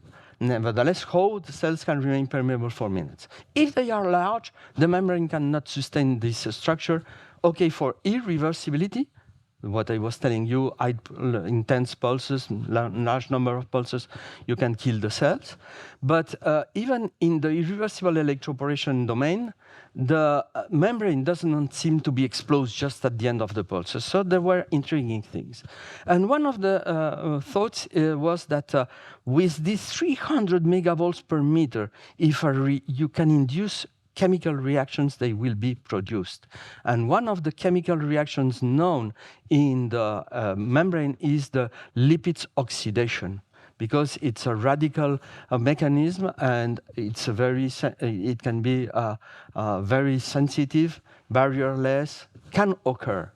And so we tried to understand whether it was possible to see this oxidation of the lipids using tools like mass spectrometry. And I will explain to you rapidly. This is the trace of this lipid that we made vesicles with this lipid. You can see every time you have this double trait, it's a place where oxidation can occur. So we can have many oxidations. And this molecule, the molecular weight is 877, and it's here 78 because it's when you have an hydrogen as counter ion of this nitrogen, or you can have 23 more because instead of an hydrogen, you have a sodium. So these are the traces that really says this molecule is pure. Okay. Here, after delivering the pulses, we had a number of other peaks, and you can see that the difference between these and those peaks is 32, 64, 96, which are multiples of 16, which meaning that was addition of oxygen. So really, it's occurring. It also occurs with nanopulses. We have the same forest of peaks. And here with millipulses, actually, there are secondary reactions because of the duration of the pulse, and the molecule is broken, and these are secondary things of oxidation. So now we have, yes, we add the second step, phospholipid oxidation and resealing in nanoseconds to milliseconds, and we have these oxidized lipids. And of course, the progressive recovery can immediately be explained by the lateral diffusion of these phospholipids in the membrane. And the final repair of the membrane is occurring in hours, and this was known by endo and exocytosis. We confirm that the more the field amplitude is higher, the number of pulses is higher, the duration of the pulses is longer, you have more and more perturbation and oxidation. So conclusion, phospholipids are oxidized when electric pulses are delivered. Now, membrane is not only lipids, it's also plenty of other things, and we need other tools for analyze the membrane. We use Raman microspectrometry, which is a non-invasive and label-free optical technique, which gives detailed biochemical information of the sample. And this is the principle of the Raman effect. All the bonds, chemical bonds, have frequencies of vibration. This is just for the water. And when you illuminate with an excitation wave, you can have elastic scattering, which doesn't modify the wavelength of the photons, but you may have inelastic scattering, where the photons that can be produced are those with the difference plus or minus in the frequency of the vibration that has been heated. And this allows to have a pattern of all the molecules that are in the cell, like this one, and it's known because it's a relatively old technique that some peaks correspond to proteins, others to the lipids, others to the DNA. And so it's the Raman signature is rich and complex. So we did an experiment with pulsing or not pulsing the cells and acquiring these spectra of the cells. We did experiments, repeated experiments, different number of cells, acquiring a real high number of spectra and so on. And there is a very simple analysis first. It's putting the average spectrum of the pulsar group, of the control group, and to make the difference. And you immediately see that there are some peaks that appear in the difference, and you can attribute, because it can be attributed from previous knowledge, it's about phenylalanine, which is one of the components of the proteins, amide 1, which is another part of the proteins, lipids, and DNA. But this analysis is too simple and may have errors, because if a peak changes a lot, of course the others will change, but not really because of the change, but because of the change of the main peak affecting the whole of the spectrum. So there are other ways to analyze and to take into account the complexity of this data set. And we used principal component analysis, which is an unsupervised analysis of the variance, which allows the reduction of the dimensions between these huge number of points acquired. And so you have principal components and so on, and you treat them, and then you can see that these principal components already are indicating the same changes, but now we can reduce the dimension and have a score plots and distinguish between electroporated or non, or between cells exposed to the electric pulses or not on. I will show just one example of what we did, looking at the number of electric pulses. By fluorescence, we were knowing that 1 or 2 electric pulses were not really permeabilizing the cells. At 4 pulses, it was a significant increase of the uptake of this fluorescent molecule, but very low. And at 8, it was much higher. By this analysis of the Raman data, we can see that at 1 and 2, there is no significant changes, but at 4 and 8, there are really significant changes. But what was very interesting is that now, there is not this difference between 4 and 8 pulses, and this is really what we get is related to the electroporated state and not to the electroporation level. It's a way to really distinguish whatever is the level of electroporation if a cell has been affected or not.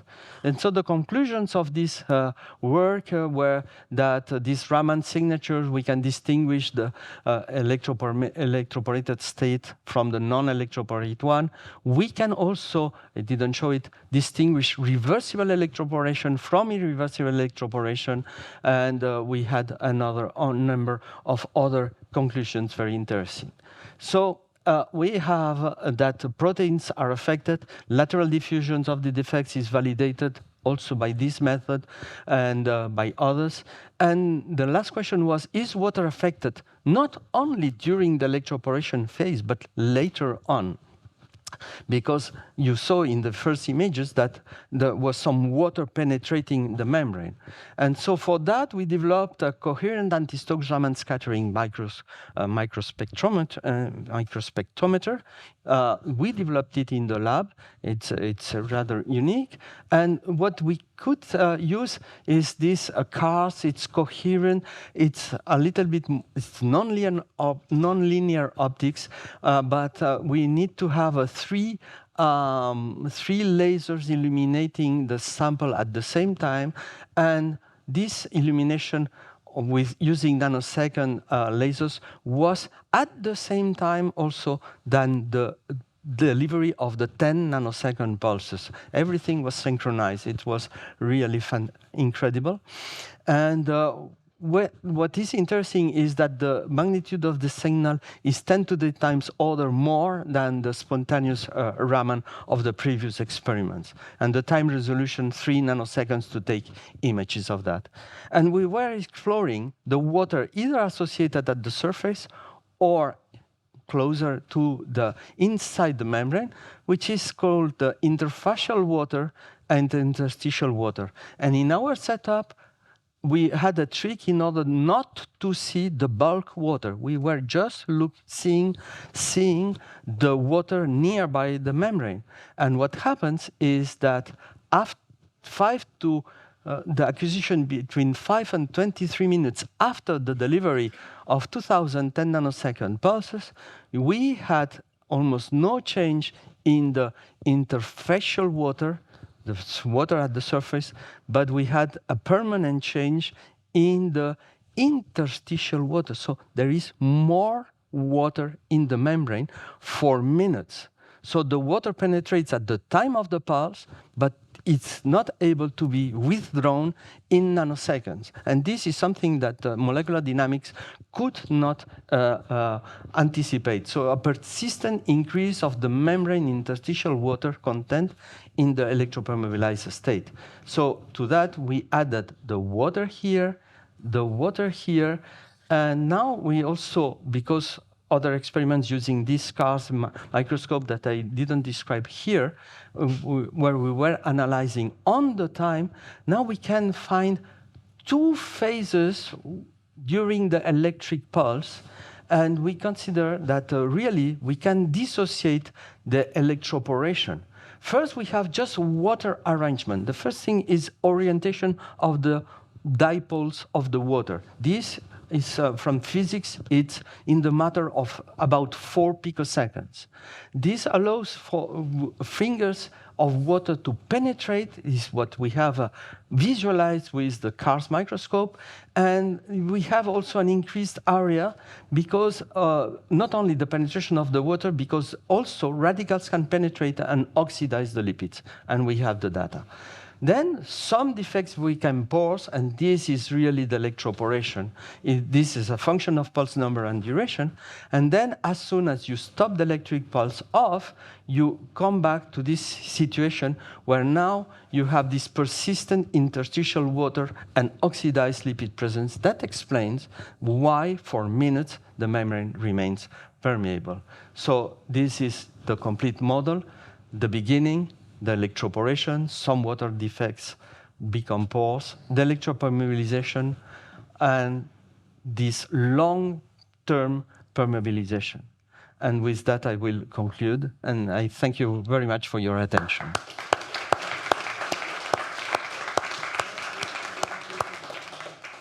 Thank you, Luis, for condensing the long journey into 30 minutes.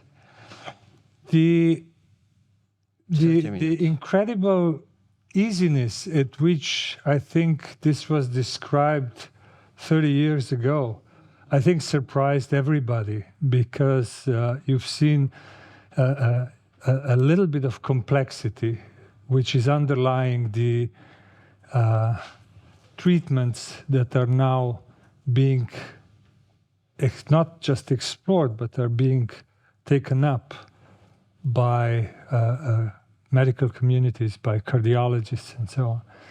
And there's the 30 years of this journey has given, this really gave us a little bit of understanding what is going on. But we still have a lot to understand why then the cells react in a way that they do. So I think 30 years of journey, it's the start of the journey that will continue for some more time. If there's an urgent question, please. We have now a coffee break. Thank you, Luis.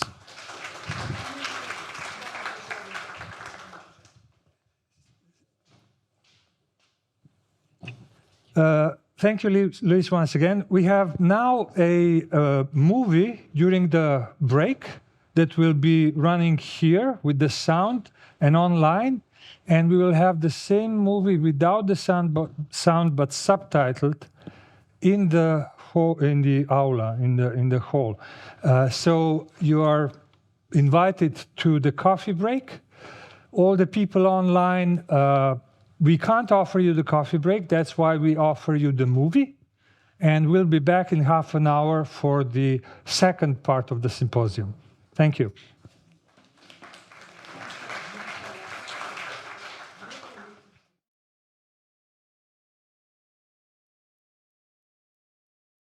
Welcome back to the second part of the symposium, The Legacy of Lojze Vodovnik.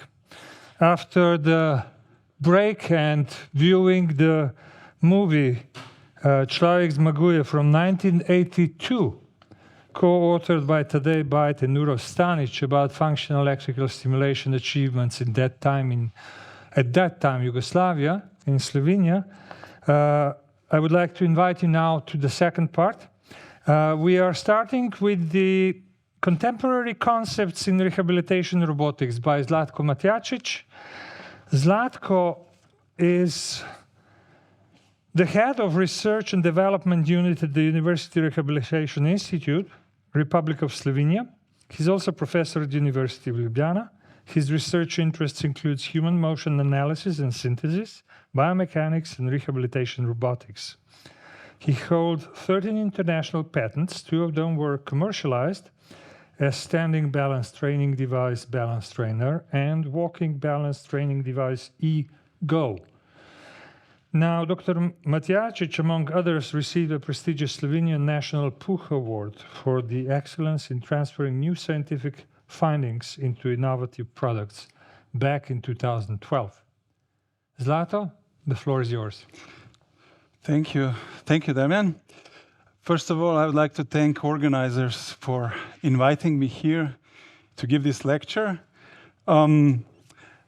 After 3 excellent lectures in somehow, on the first sight, different topic, I will be talking about the rehabilitation robotics.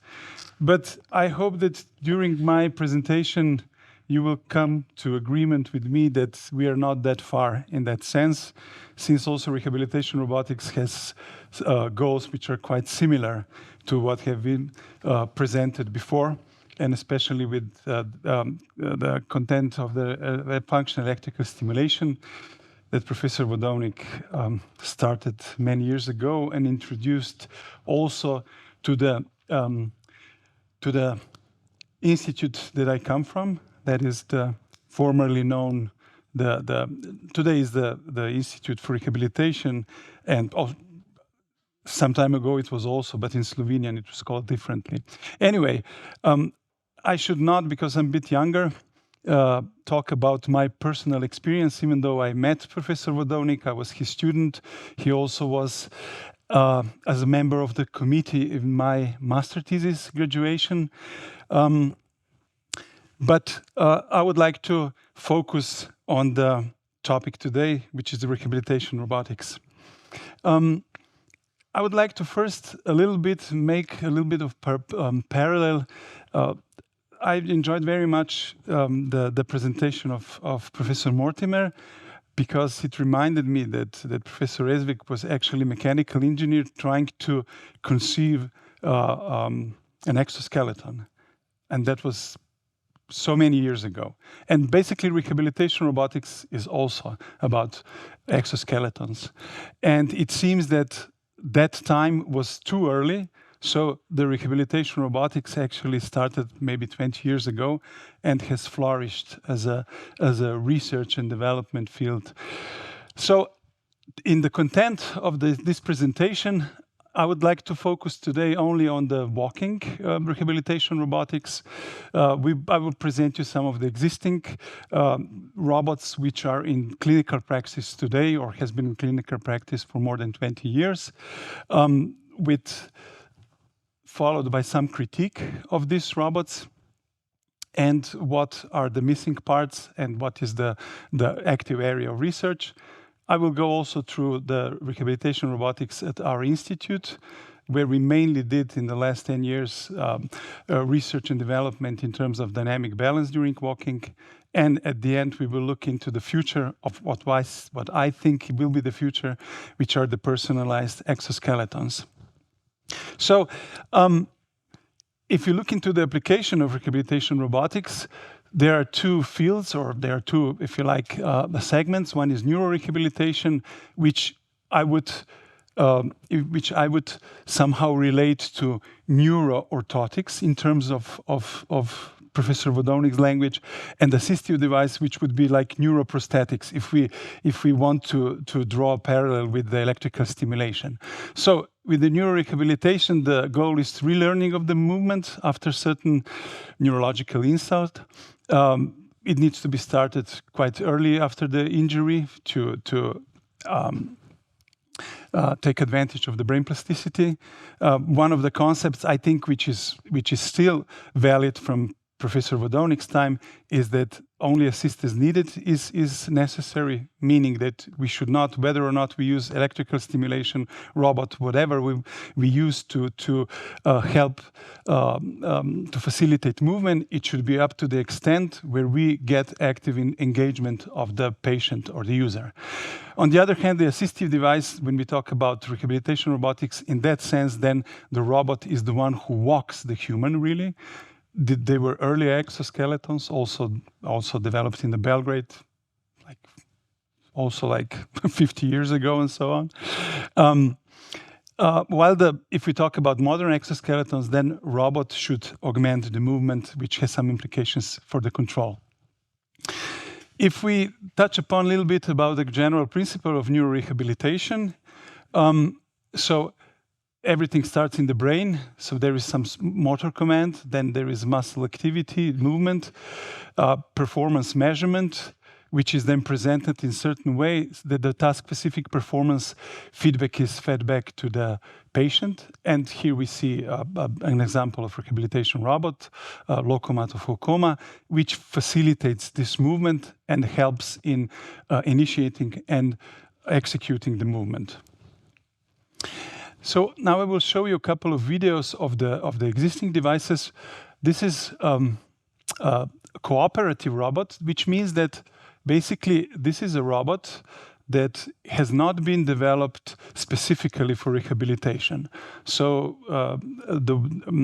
those of you who are a bit familiar with robotics will recognize that this is essentially an industrial robot, or is developed from industrial robot platform from the producer KUKA, which is basically a general purpose robot. So the Danish company, which is called Robert, they developed this device.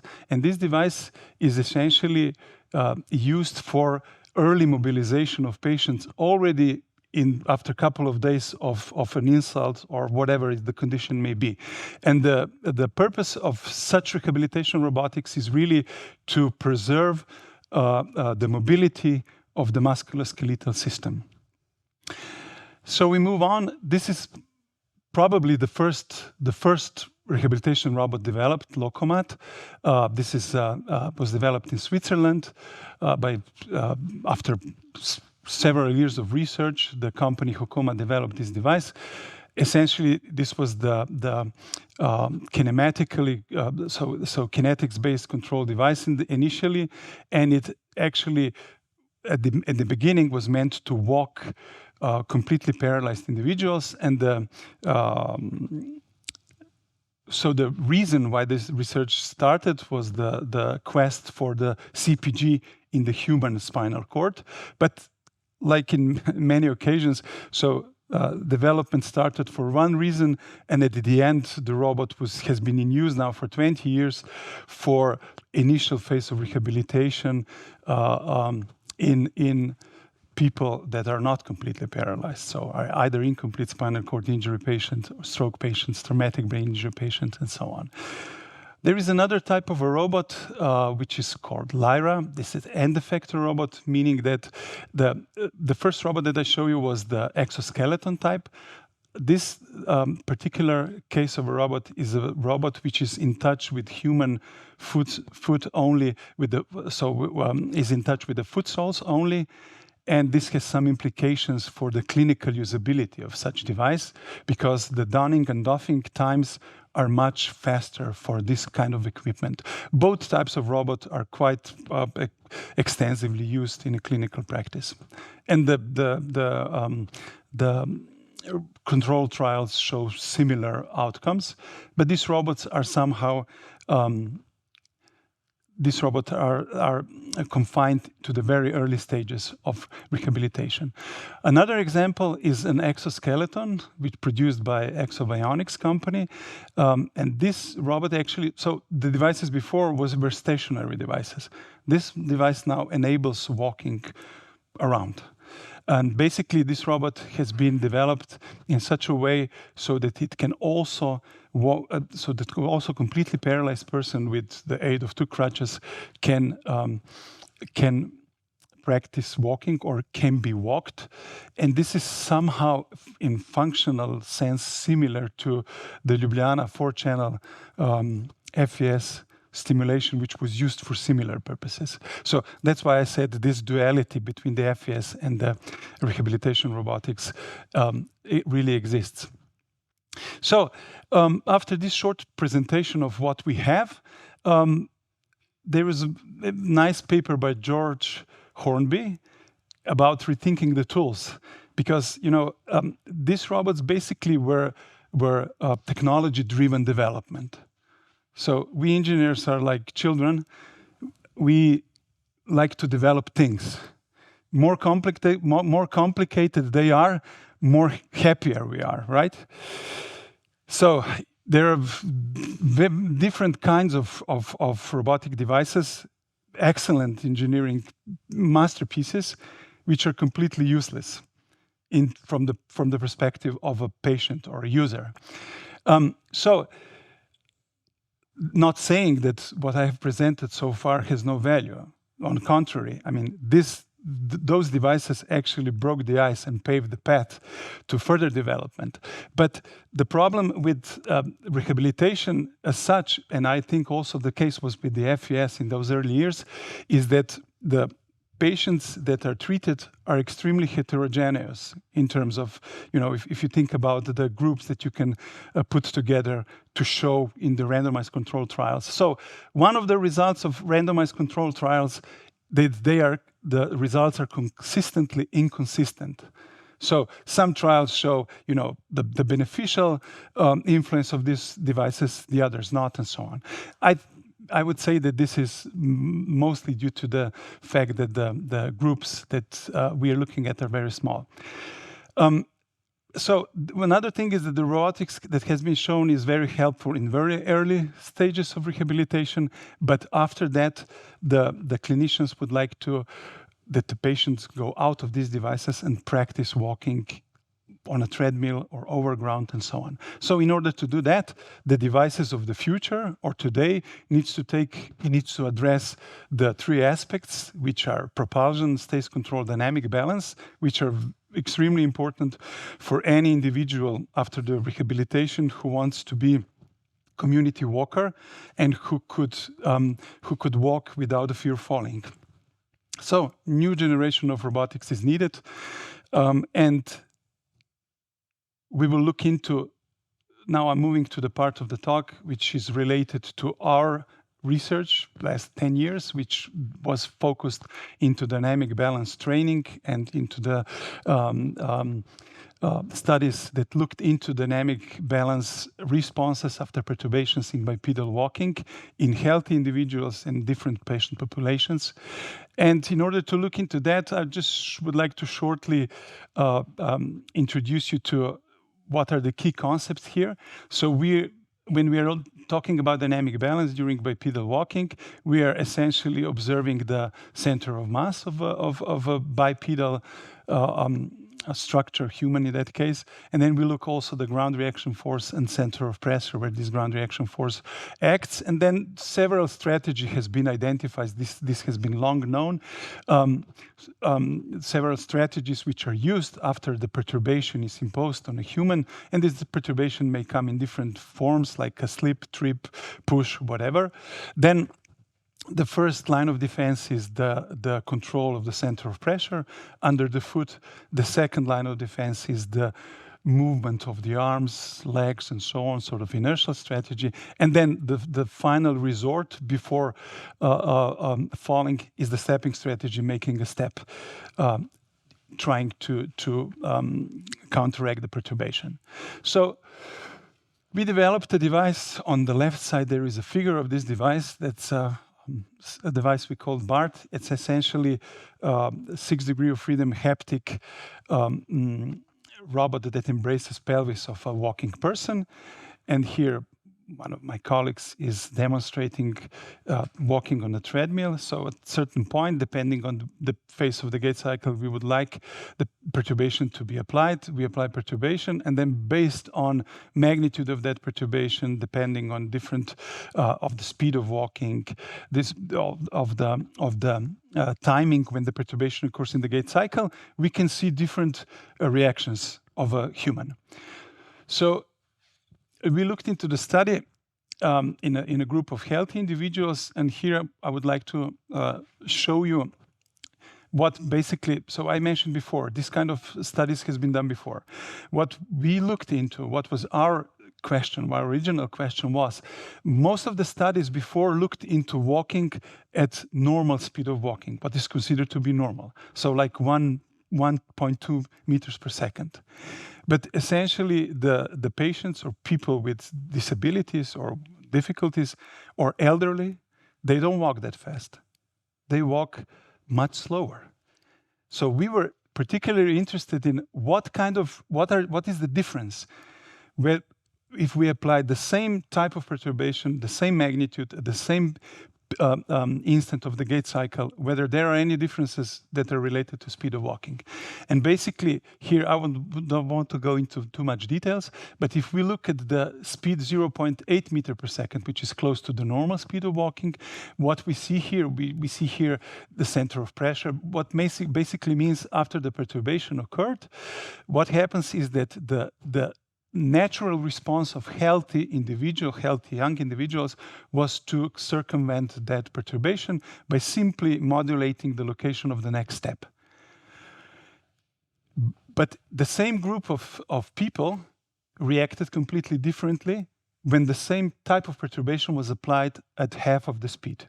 So at 0.4 meter per second, we don't see that kind of reaction.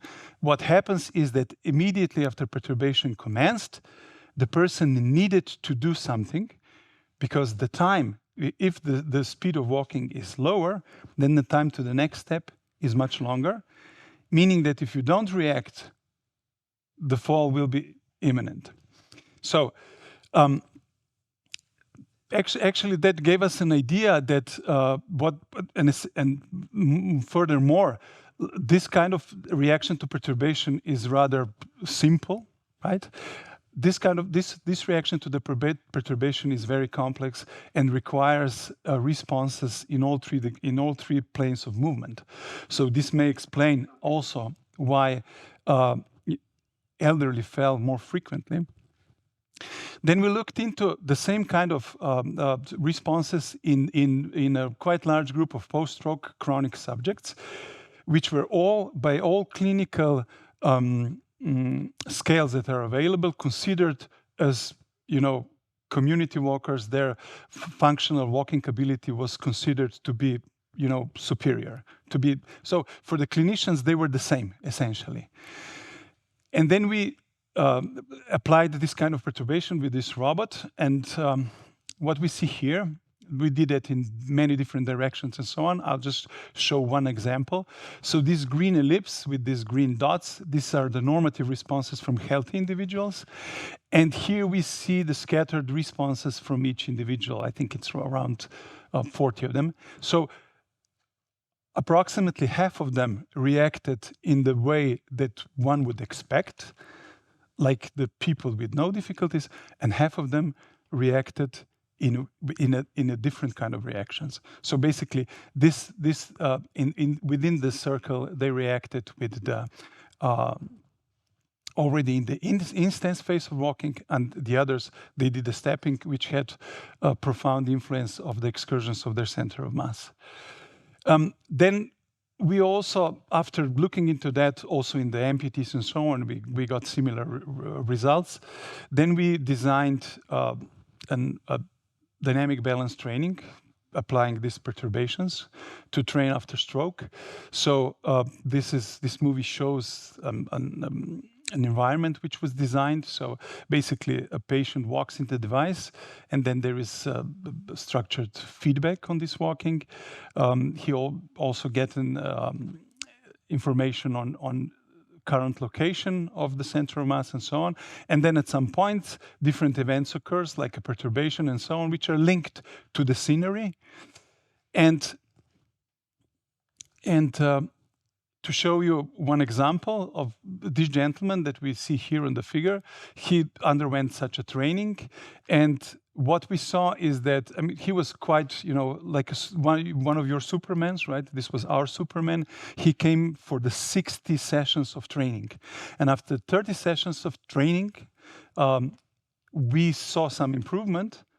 But only after 60 sessions of training for this particular patient, because each is individual case, we saw that the perturbations, so the responses that we observed after 60 sessions of training were quite similar to those of the control healthy individuals, showing that this kind of training actually can be beneficial.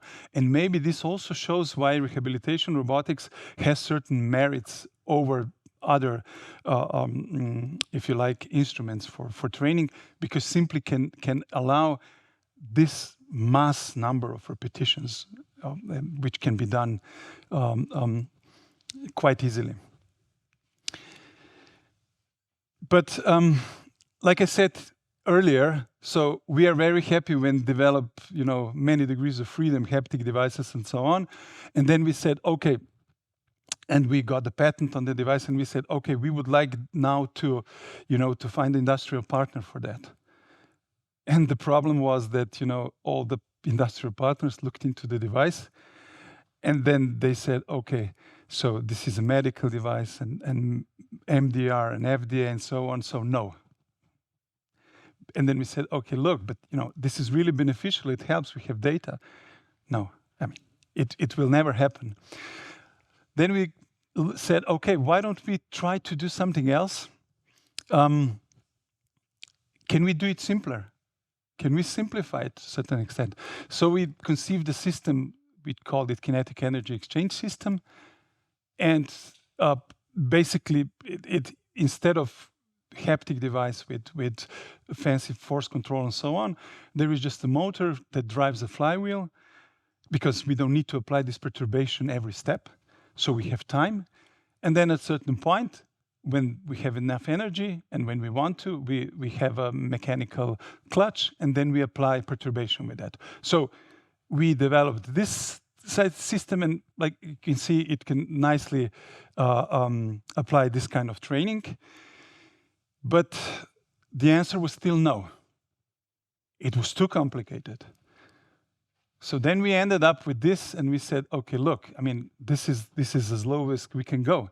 But the point I'm trying to make here with rehabilitation robotics is this. So you start with very complex device. You start with something very extremely, complex, expensive and so on. And at the end, you end up with something like that, some sort of a clutch system.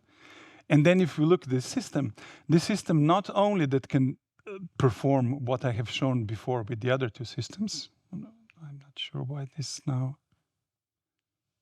Okay. It can do much more.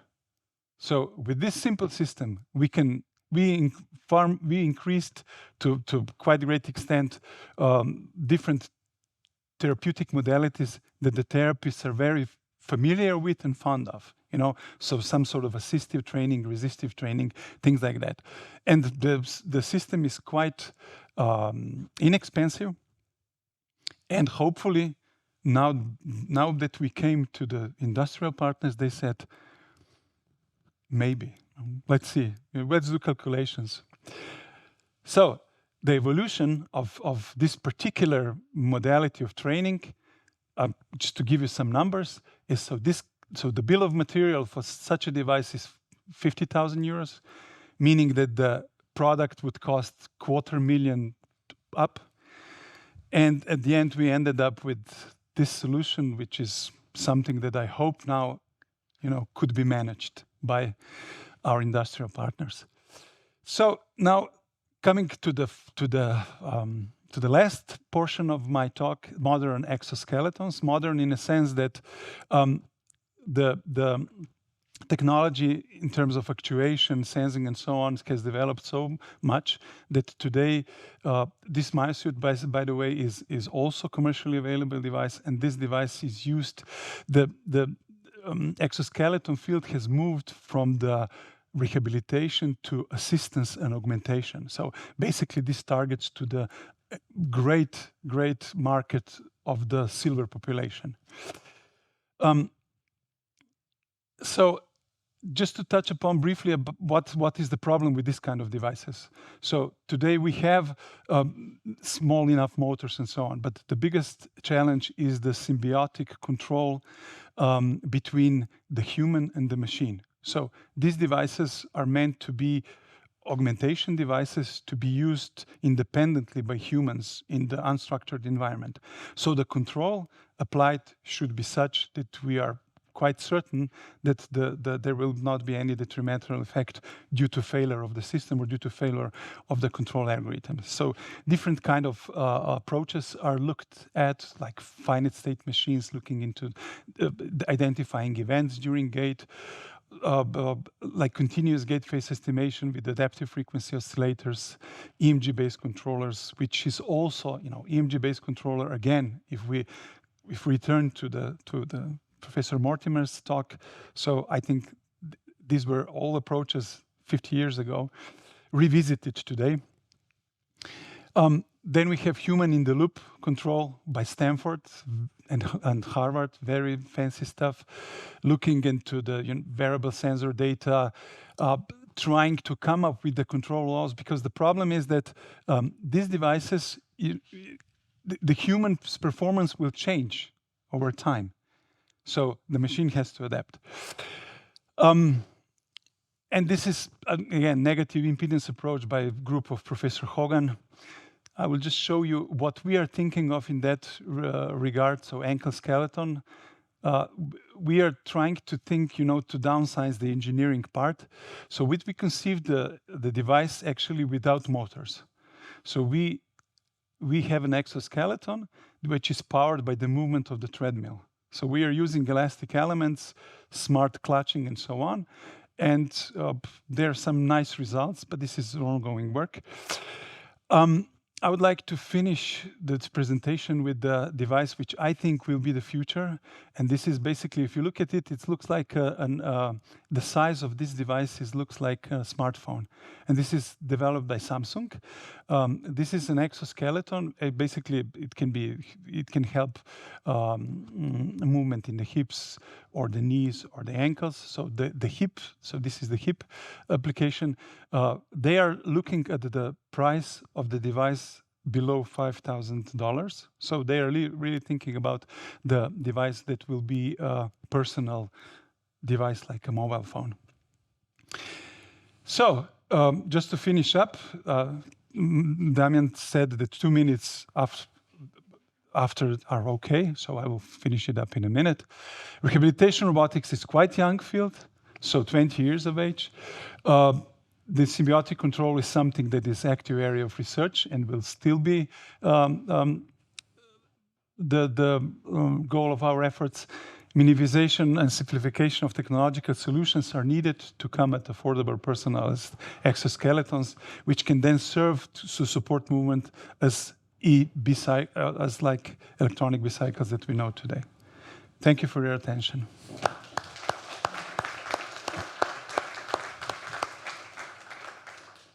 Thank you, Zlato.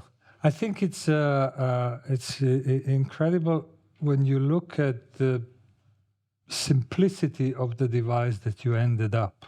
I mean, from the engineering perspective, yeah, it's almost trivial. Yes. Yeah. Yeah. So that's something that is, for us engineers, it's really disappointing. Were you disappointed when you had to really strip down to that level of simplicity? No, not really, because I mean, after all, I think I also got poisoned by some of this virus, meaning that whatever we develop at the end should serve to the people. So, but to make, to look at from the humorous point of view, Stanford and Harvard will not develop this kind of devices. So from that point of view, we are safe. But what for me was shocking is that, I mean, we consider ourselves to be, quite, innovative and so on. So at the end of the day, you ask yourself, look, but you could have come with that, like 5 years ago and like 1 million of funds before. Yeah. But I mean, talking to people, it doesn't work that way. You really need to go through that. And then at the end, you come up with something, and then it is called trivial. Yeah. So I understand in rehabilitation robotics, the robot is there, and it's supervised, and the environment is supervised, and that is a medical device. But what you showed at the end, the Samsung, and you referred to the Maya suit, and going into direction of silver population, does this still require the approval of the FDA and compliance with the MDR? Yeah, this is a gray zone. So this is a gray zone. The problem is, it's about the claim you make about your device. And another problem is if the people that are not meant to use it still use it, you will still be liable, I guess. So that's why the producers are reluctant to go. And I think this particular Samsung device was, has been postponed. The launch of this device has been postponed now for a year. And I think the problem is that they would like to get approval to be medical device, to be on the safe side, because in that case they will, they will prescribe the use, and if you don't follow that use, then it's up to you. It's your responsibility. Professor Mortimer, you had a quick question, comment? I have a comment. It's in defense of what makes you believe in your name. My mentor, Jim Reswick, I wrote a part that's on a picture of him in our lab. And I always thought of him as an engineer's engineer. And I loved the simple ideas. He went from very basic ideas. It was incredibly beautiful to get this simple idea. And I have a tremendous value for the simplicity and working basically from fundamental principles, you come up with a solution, which Reswick was I couldn't agree incredible. More. I was teasing him. I was provoking him. I have to help him. I know, and I obviously provoked you as well. Thank you very much. Hvala lepa. So the next speaker today, the one before last, is Lea Rems. Lea Rems is coming from our lab meaning Laboratory of Biocybernetics, which was founded 60 years ago by Lojze Vodovnik. So she obtained her PhD in electrical engineering from the University of Ljubljana in 2016, not so long time ago. After postdoctoral training at the Delft University of Technology in the Netherlands and KTH Royal Institute of Technology in Sweden, she returned to University of Ljubljana as a Marie Skłodowska-Curie Fellow. So we were happy enough to have her back. And I will cut down to the most recent announcement, which was done yesterday. And I'm so happy and so proud to say that she was awarded an ERC starting grant. And that will keep her busy for some more years. So congratulations. And with this, I would like to give you the floor and time for lecture.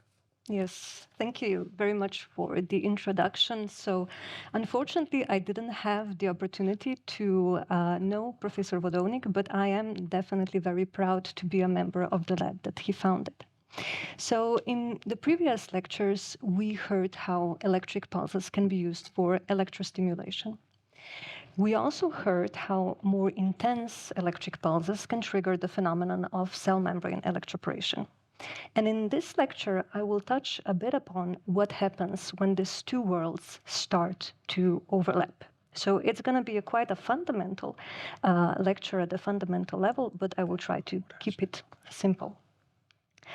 So a brief reminder on what electroporation is. So this is a phenomenon that we observe when we expose cells or tissues to sufficiently intense electric pulses that induce changes in the cell membrane, rendering the membranes more permeable to ions and molecules. And if the electric pulses are appropriately tuned, the cells can survive this exposure, which means that we can use this so-called reversible electroporation to introduce therapeutic molecules into the cells. If the pulses are more intense, then we can also induce cell death in a non-thermal way, which we call irreversible electroporation. Now, both reversible and irreversible electroporation are already used in various medical treatments. Treatment of solid tumor is already well established in the clinics using electrochemotherapy or irreversible electroporation. There have also been about 100 clinical trials using electroporation for various types of gene therapy and DNA vaccines.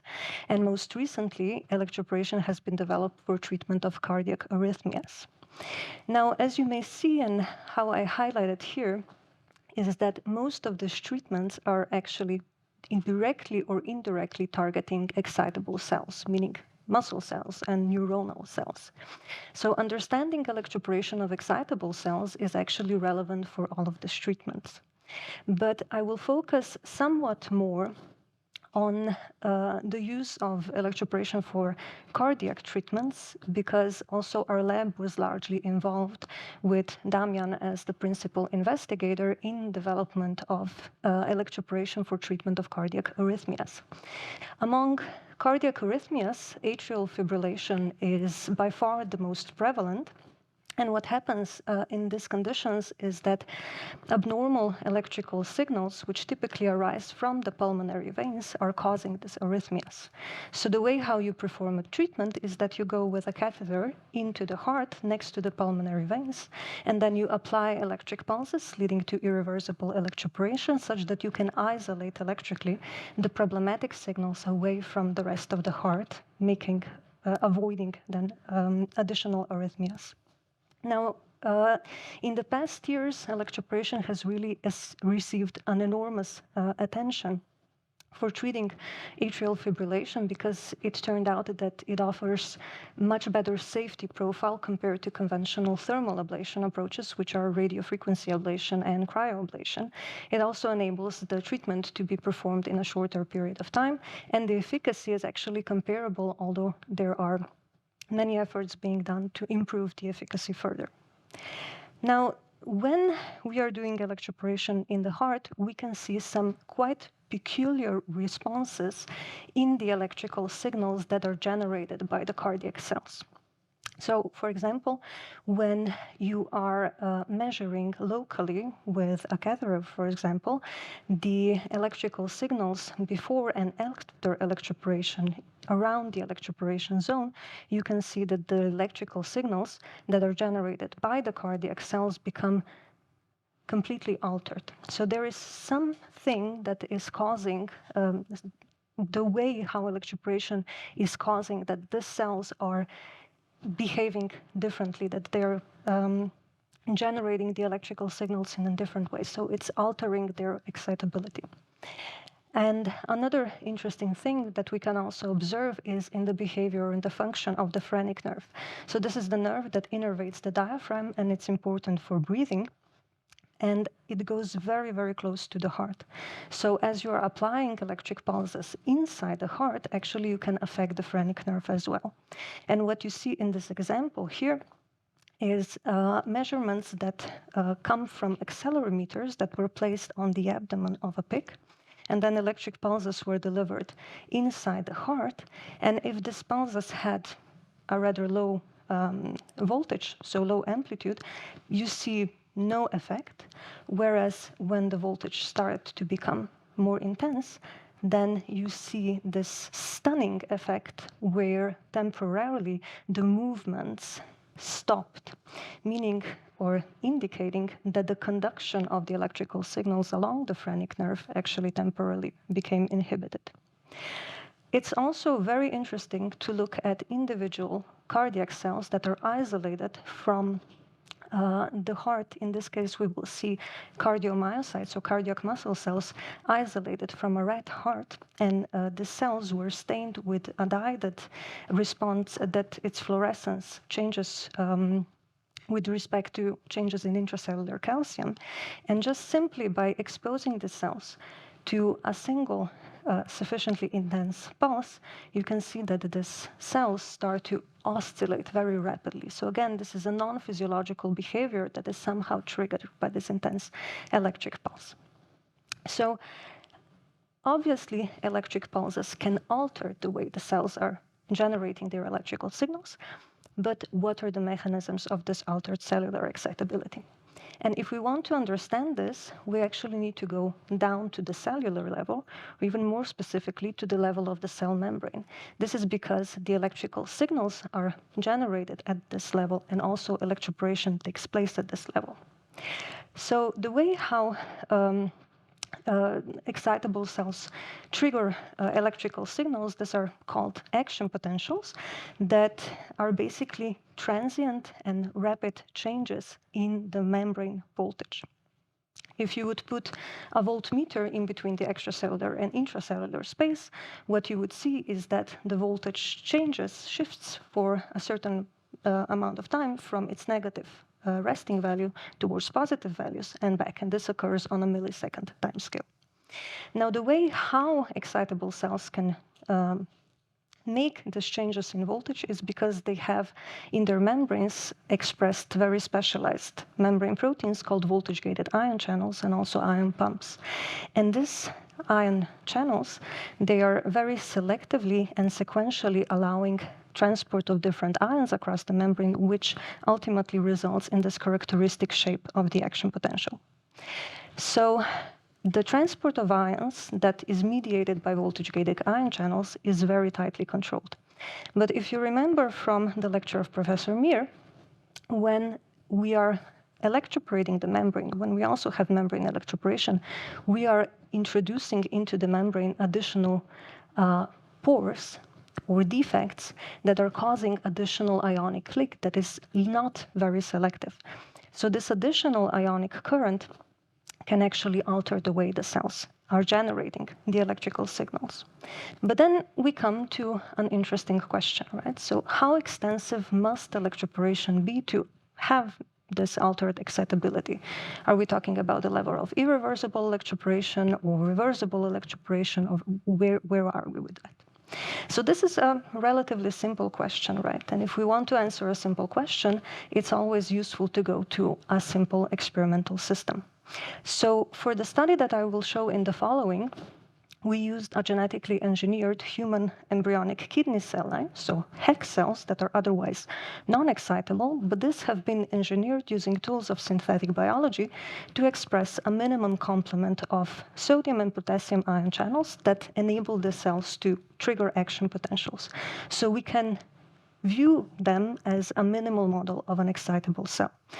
The cells were actually developed in the group of Adam Cohen at Harvard University. And what is also important to say is that the cells endogenously express also gap junctions, which are electrical connections in between the cells. So not only that they generate action potentials, you can also see action potential propagation when the cells are grown in monolayers. Now, the experiments on the cells were led by Tina Batista-Napotnik, and what she did is that she grew cells in monolayers in this imaging chambers that were placed in on the microscope stage together with a pair of electrodes. The cells were stained with a fluorescent dye that responds with its fluorescence to the changes in transmembrane voltage. So basically, you're measuring the fluorescence, but what you are detecting is a change in transmembrane voltage.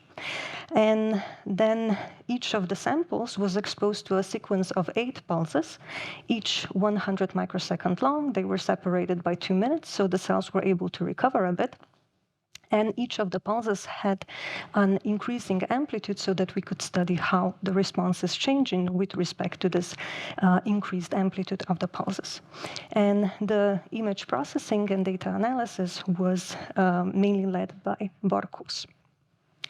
So if we look at the results that we got when the cells were imaged in a region of interest in between the electrodes, what you see if the pulses of the lowest amplitude are applied, then this is kind of a characteristic shape of the action potential that is generated by the cells.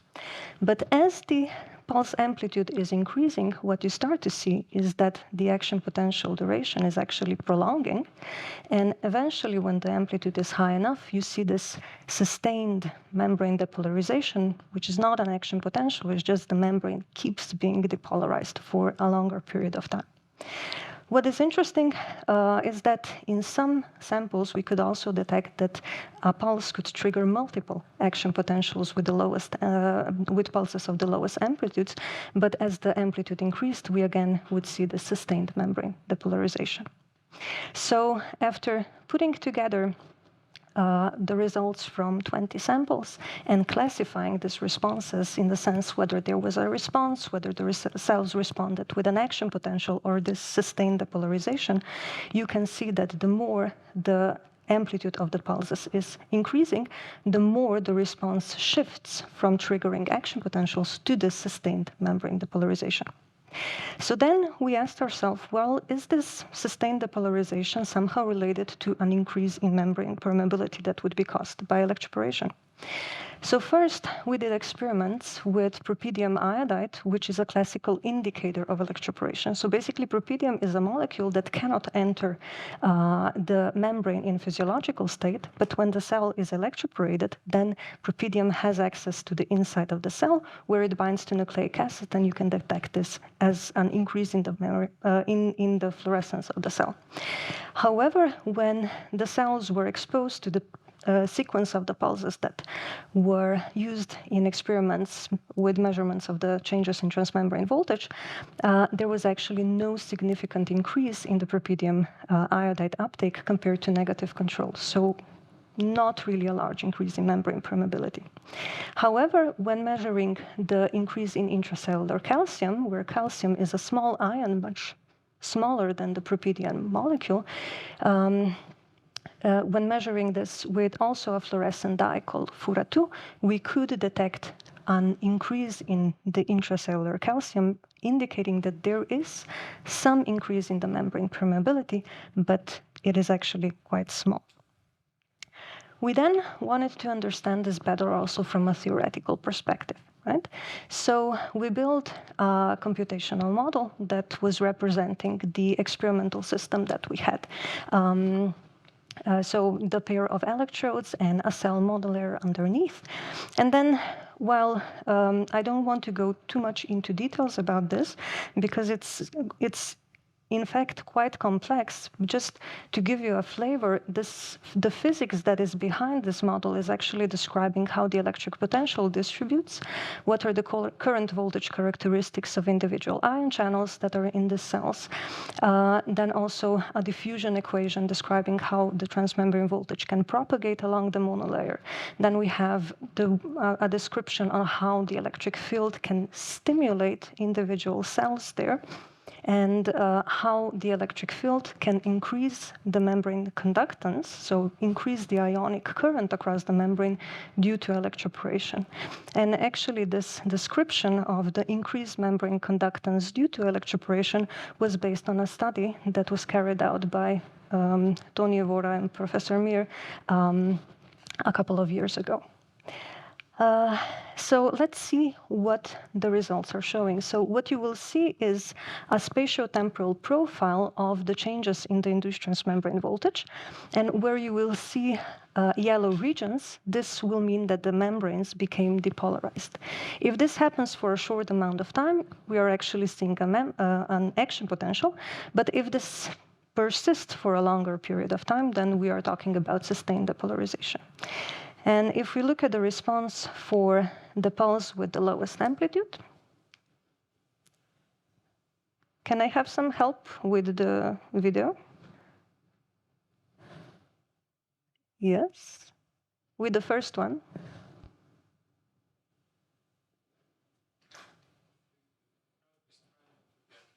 Yeah, okay. So this is what we are seeing. I am seeing, I'm sorry. Yes, so this is what you can see when the pulse amplitude is the lowest that was used, among the lowest that was used in the experiment. So we see depolarization in between the electrodes, and then this expands along the entire monolayer, and then the cells recover back. So we have basically an action potential.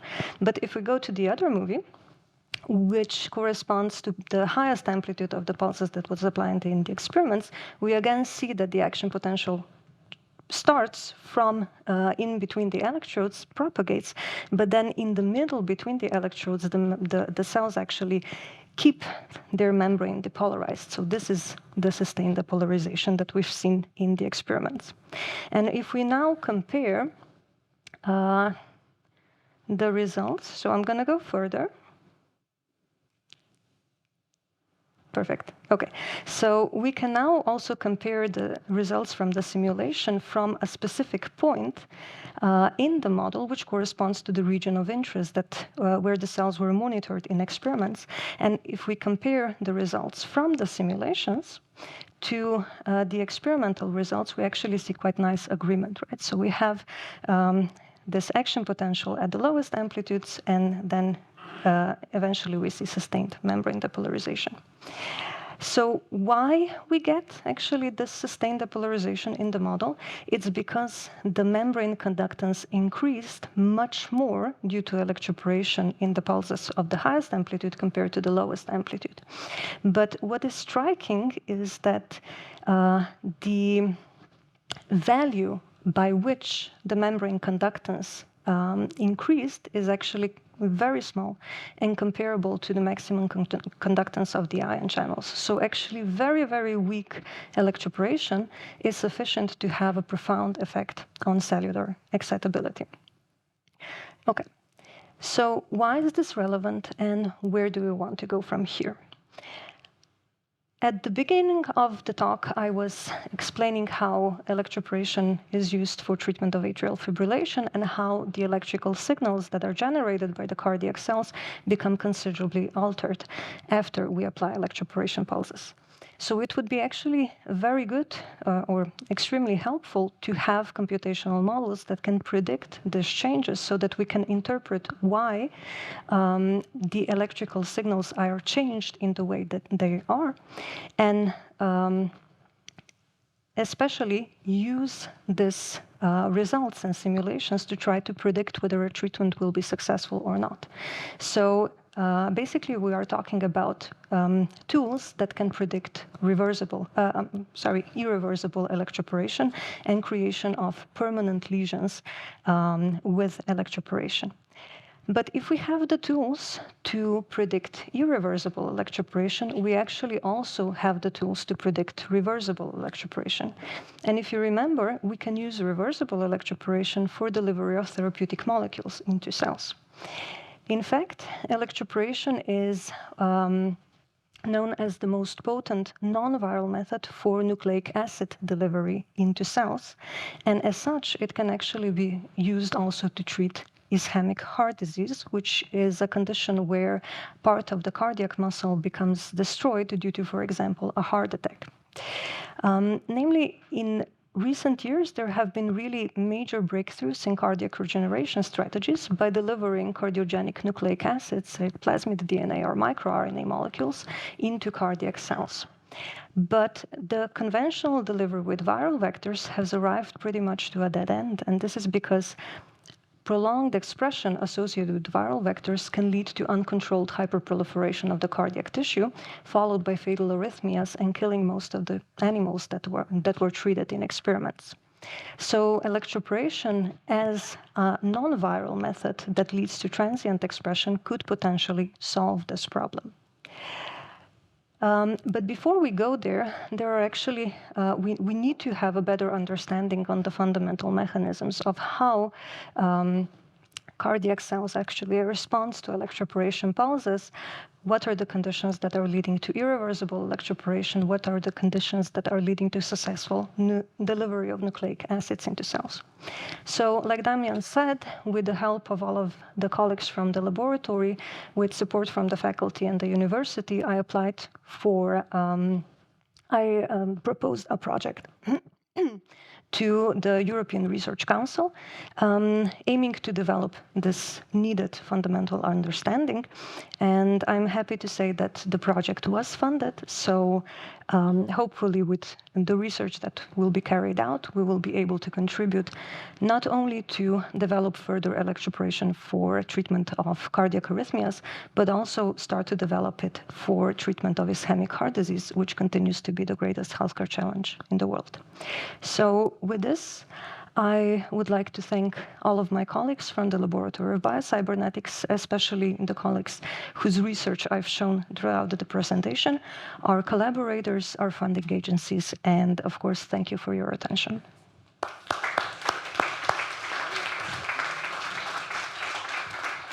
Thank you very much. No, they forgot to turned the clock on when you started. That's why you have more time. Oh, Yeah. no, I didn't. Didn't? No, Leah was just trying to figure out how come she was so fast, because I know she was well prepared and, timed and so on. I was spot on, no? Yeah, you are spot on, as usually. Yeah. So thanks. I think it's you told us what you're going to do in the project and the number of the people, and the amazing part is actually that when talking about cardiac ablation nowadays, all the major companies, Biosense Webster, Medtronic, Abbott, Boston Scientific, they are running towards market, and they're expecting to have this FDA approved later this year or early next year. We were lucky enough to be part of that journey. And what is surprising is that the loss of the signals for them, for electrophysiologists doing this ablation, was a clear sign that they did the treatment. And surprisingly, when you apply the first pulses, the signal is gone. And they thought at the beginning that this was the treatment, the job done. And now they understand that this is not job done. It's even worse. Now the first pulse delivered, they are lost in the dark. They lose their I would say, vision. So that's why I think it's so important to understand what's going on. And again, we have a journey ahead of us, which I think is going to be extremely interesting. Questions, comments? We have 2 more minutes. Uroš.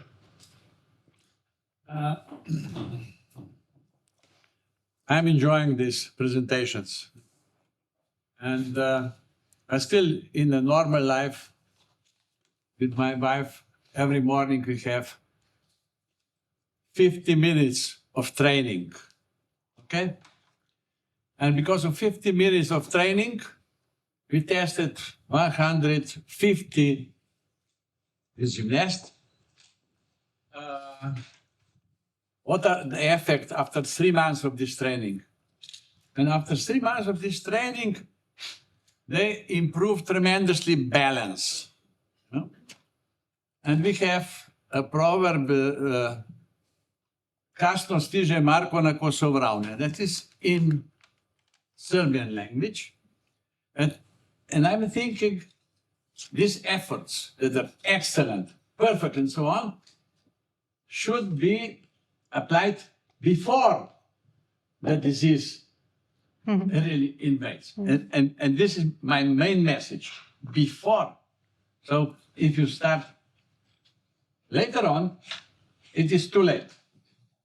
And we have some examples. For example, this Anhovo cement factory. They are causing the disease. And with all these tools that you develop, perfect development, can you take these strong tools and start preventing the disease? Thank you. Thank you. I think preventing the disease takes a lot of time. First of all, we first need to be touched by the disease before we start to move and do the practice in the morning, I think. Oh, Leah, I'm sorry. I need to thank you once again. Thank you. Yeah.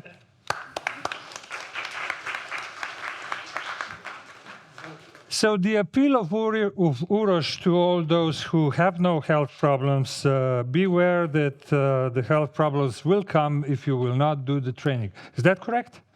Okay, perfect. So now, electrochemotherapy and gene therapy in cancer treatment by Gregor Serša. So Gregor Serša is with the Institute of Oncology of Ljubljana, where he was for many, many years the head of the Department of Experimental Oncology until recently, and he gave away that to Maja Čemažar. He has devoted many years to translational research in experimental oncology. And his particular area of interest is is the effect and use of electric fields on tumor cells and tumor as a drug and gene delivery system. And the funny thing was that we were together at that conference. He already had his PhD. I was still a PhD student, and we never thought that the journey will take such a long time. Is that the introduction? That's the introduction. Okay, thank you, Damian. In fact, this journey is a long one. And our journey started actually when Professor Škrk, some of you might remember him. I think he made the contact between the group of Lojze Vodovnik and Damijan and our group headed by Professor Plesničar at that time. So I came back from the United States and we started working with DC tumor treatment. And then later on, I'll show you the picture of the pulse generator, which was bought by Lojze on the initiative of Damijan, I believe. And we had this box on the table for a couple of months. And then all of a sudden, I said to myself, let's do some experiments, repeat those that Louise has done. And then I said, wow, this is not possible. The tumors go away. So that was the beginning of our journey, being convinced that electroporation can be effectively used as drug delivery system to tumors. And then we started working heavily on this project. But just a brief introduction, a couple of minutes. There are several biological or medical applications of electroporation, from reversible to irreversible. And there are also others that we are not aware of yet, but we know that some of them are being used in clinical application very effectively. We work, at least my group works on reversible electroporation. However, irreversible electroporation is very well recognized in the world because it's one modality treatment. And electrochemotherapy is bimodal treatment using drug and the pulses. So that makes the life more complicated. But the reversible electroporation can be used in different biological or medical applications. And reversible goes from oncology to vascular malformations and so on. And irreversible into oncology and cardiology, as you have heard just now. So if you look at the medical devices which are on the market for electroporation, reversible or irreversible, there are many. This picture was given from Damijan to me for your illustration. And here in the middle, which one is the one? Okay, this one. Yeah, this one. This is the first electroporator that we have started to use on the cells, in the mice, and in the clinics. We just took it under the arm and went from one ward to the other and treated the patients in the first clinical trials that we have been doing together. This slide clearly shows that technology is widespread over Europe at the current moment. So we have medical devices for electroporation all over Europe, which makes this clinical application of reversible electroporation available throughout Europe for different biological or medical applications, not only tumor treatment, but other indications as well. So if you look at the baseline just now has been nicely explained. Electroporation can be used for different purposes with different kinds of electric pulses. You can deliver drugs into the cells and then drugs kill the cells. Or you can deliver plasmid DNA into the cells and then you make a gene therapy. Let's say you deliver genetic material into the cells, and cells become factories of those proteins that are coded in these plasmids. So let's start with the reversible electroporation, electrochemotherapy, which will be concentrated on oncology, tumor treatment for today, not the other clinical applications. And if we narrow down now to the oncology only, then we can distinguish two different arms. One is the cutaneous tumors, and the other one is deep-seated tumors. So on cutaneous tumors, we are far ahead of this second part, because this is where the whole story started. And it went from melanoma to non-melanoma tumors, Kaposi sarcoma, and so on. And then later on, I'll explain also and give some samples of the deep-seated tumors. So the story was depicted in this chart by Luca Campana, and it clearly shows that the first clinical application here in the beginning by Louise Meir and several, just few groups all over the world, including our Ljubljana group, taking together both groups from electrical faculty and the Institute of Oncology. And then we started a journey on this long road, continuing now even into the current time. So what we are doing now, and we have done very quickly, it went from bench to bedside. So very quickly, this application of reversible electroporation for electrochemotherapy in 1 or 2 years came from mice into the humans. This is incredibly fast development. How it is done? It is very simple procedure. After applying the drug intravenously or intratumorally, you deliver the pulses to the tumor site, covering the whole tumor, and then the job is done.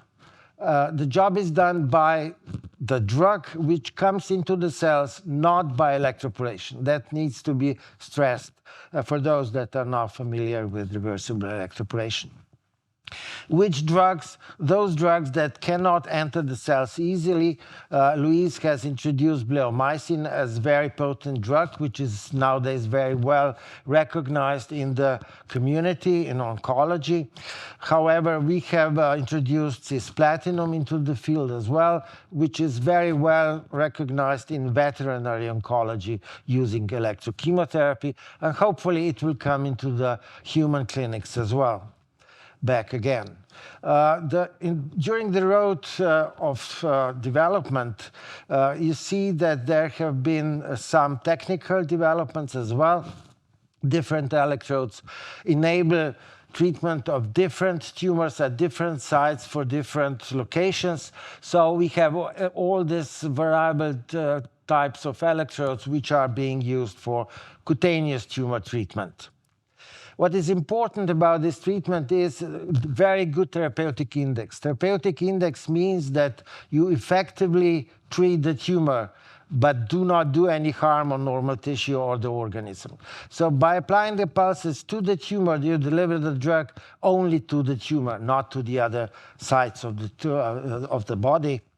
Therefore, there is no harm to the normal tissues because of the drug, but very effective, potent action of the drug at the site of the electroporation. So this is local treatment that has 3 modes of action. One is directly affecting the tumor cells. The other one is here, indirect vascular disrupting effect. You disrupt the vasculature within the tumor. And the third effect is immune modulation. There is some elicited immune response at the site of electrochemotherapy, which to some degree contributes to the eradication of the last tumor cells remaining after electrochemotherapy. So now let's go into the some samples, or let's say some illustrations of the effectiveness of electrochemotherapy on cutaneous tumors. Basically can be located on any location of the body, going from head and neck, trunk, gynecological, breast, and other tumors. And just to illustrate its effectiveness, this is a cumulative analysis of about 1,000 patients in 2,400 lesions. And you can see that there is objective response rate at about 86%, and complete response rate, which means elimination of the tumor treated tumor in 70% of the treated lesions, which means this is an effective local ablative technique comparable to other ablative techniques, thermal or non-thermal, radiation therapy or IRE or whatever. This comes in the line or amateur of the different ablative techniques. How does it work? You can treat the tumors, and after a couple of weeks, after the scab falls off, usually there is a complete eradication of the tumor. Here are some examples of melanoma on the leg and basal and squamous cell carcinomas on head and neck regions. Now let's move to the deep-seated tumors. I'll just give you examples on each location. Again, there has been development in different electrodes. The latest one are these ones, stinger electrodes, laparoscopic electrodes that you can put into the abdomen, and we have treated several patients quite effectively with this kind of electrodes. So the treatment can be done intraoperatively, percutaneously, like in this case, through the skin, or laparoscopically or endoscopically by the specific kind of electrodes. So the technology is bringing this treatment approach into different disciplines of oncology. And for example, these are our papers where we have intraoperatively treated hepatocellular carcinomas and metastases of colorectal tumors in the liver. And you can see that there is a difference in the response rate, and we need to still discover what is the reason why these different tumors respond differently. Liver tumors, bone tumors are treated as well.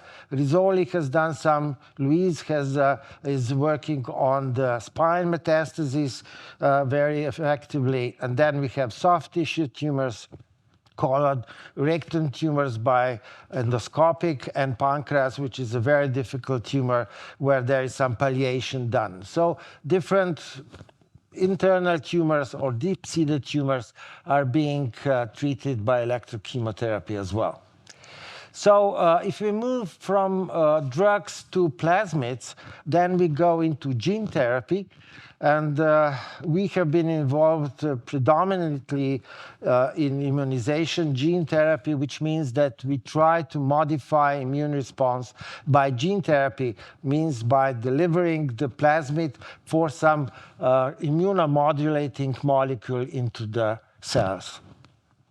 This is not a new idea. The idea was pursued also by the American group, Richard Heller's group in the United States. They have treated melanoma metastases, and they have seen also abscopal effect, which means they have seen the responses, regression of the tumors, also of non-treated lesions in the same patient. So they have elicited also the, let's say, immune response of the whole organism as well. So we have done quite a lot of IL-12, which is the molecule that we and he was using. It's an immunomodulatory molecule, but it's very toxic. So it's good that you can use it in gene therapy so that you can deliver in specific tissue where it is produced, and it's not produced in huge quantities to make any side effects, but it's tolerable to the organism. So what we are doing with this gene therapy, we are boosting the immune response of the organism. So we are adding another component if we would combine this with other ablative techniques. And there is many studies doing that, but electrochemotherapy by itself, as I mentioned, has in situ vaccination effect. It elicits some immune response. So adding this gene therapy to the electrochemotherapy would boost this elicited immune response and make this therapy from local to systemic one. This is our goal, how to pursue it. And then I'll show you examples on preclinical and clinical level that it probably really works. So some studies were done in this direction.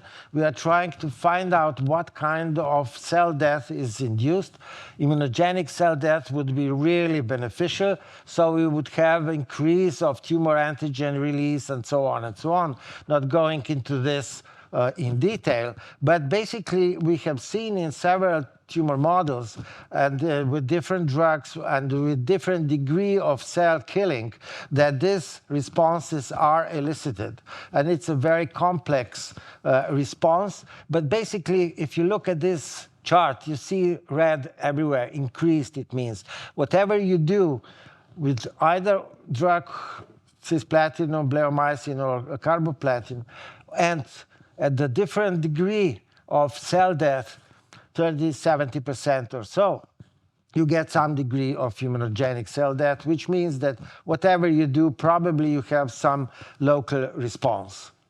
You do see this kind of responses in patients treated by electrochemotherapy. So this kind of response needs to be boosted by gene therapy in order to make it from local to systemic one. And this was the study we've done with Luca Campana, comparing the effectiveness of electrochemotherapy to immune checkpoint inhibitors, which means that there is some drugs which release the immune response and very effectively can treat some patients with metastatic disease. And combining those two, we see that we increase the response of those patients being on immune checkpoint inhibitors, and we see that we elicit also the organism, the complete response, or let's say the overall survival of those patients as well. If we can do that with immune checkpoint inhibitors, we presume we can do that with gene therapy using IL-12 as well. So now we are trying to do that. We hypothesized already in 2015 that this combination electrochemotherapy and electrogene therapy of IL-12 could work together synergistically, coming into the systemic response.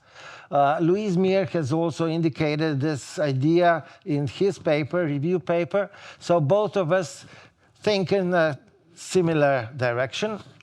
So the point is that if you do ECT, you can do gene therapy in the tumor as well, because you can use the same pulses to deliver both. Or maybe do it first electrochemotherapy and then gene therapy. But we need to find out what is better to be done. So in fact, if we combine, then we will boost this arm of response, immune response of the tumor and the organism to combined electrochemo and gene therapy. And it works in the mice as well, because our preclinical study has shown that combining these treatments increases the response of electrochemotherapy, but better increase is found in less immunogenic tumors than in those that are more immunogenic. So we need to find the right population or the right kind of tumors. And then we do have a report on the study, clinical study in veterinary oncology, where you can see that the combined treatment, ECT, which get intratumorally, increases disease-free survival and progression-free survival, indicating the beneficial outcome of the disease, not only tumor treatment. And this is what we are looking at. Treatment of such tumors, few centimeters in diameter, can be effective, and animals survive the treatment for a long time. In the end, couple of minutes, to pursue this idea, we started this SmartGene.si project, where we wanted to do preclinical study, design of the plasmid, and also then start clinical trial and test whether this treatment is safe in the phase 1 trial. So if we go by the list, we have constructed the plasmid. We've done preclinical testing. We have done, Damijan was part of the group. They have developed a electroporation device, which has not been used in this study, but will be used in next ones. the development and validation of analytical and potency methods. That's a lot of studies to be done. Development and setup of smart GMP facility. You have to do this, prepare the drug in a specific facility, which was constructed and is available now at our partner. GMP for manufacturing, you have to have the drug which is GMP produced for the use in humans, and then you have to do the clinical study and see whether the safety and feasibility is possible. So to do that, it took us 3 years to start the clinical trial, and just in June now, we completed this clinical study. And as you can see, there are several steps that needed to be done in order to get from the paper, the projects, to the end of the clinical study. We have had defended our ideas at the EMA office in Amsterdam, and that was the most, let's say, exhausting hearing in my life. In the end, we have now the product, IL-12 in the flask. We have GMP facility, and in the end, we have had the design of the clinical study, which is now being completed in June 2023. I don't have time to complete with the results of that study, but I can summarize that the treatment has proved to be safe and feasible at the patients. And phase 1 study doesn't mean really to look at the effectiveness. So that needs to be done in phase 2 trial. So these are the basal cell carcinoma tumors treated, and if not responding completely, then are excised in 30 days. That was approved by the ethical committee. But why did we do that? Because this is the first step to the next step. And the next step that we want to do is combine, as we do that in mice and dogs, with the electrochemotherapy in order to have the boosted response of those two treatment modalities. And hopefully we will get money, time, and energy to start the phase 2 trial.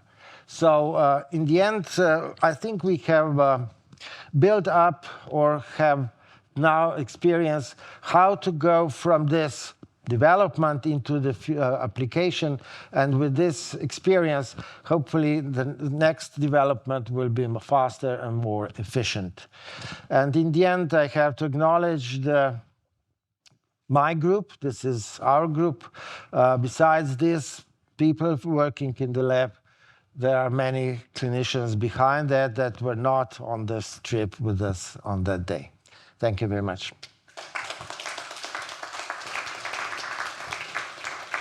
Thank you, Gregor. Thank you for being on time. We have some questions, comments. You do, this is a combination, I think, of what I've heard. Electroporation. So if I know how to corrode a platinum electrode, if you use a platinum electrode, can you porate and then start corroding this platinum electrode? Does enough platinum in the form you need come off of that corroding electrode? That's how platinum was discovered, right? Exactly. Yeah, but of course. Yeah. I was curious if you porate, you got your electrode in the area, and now you start corroding it. I don't think it wouldn't be enough platinum.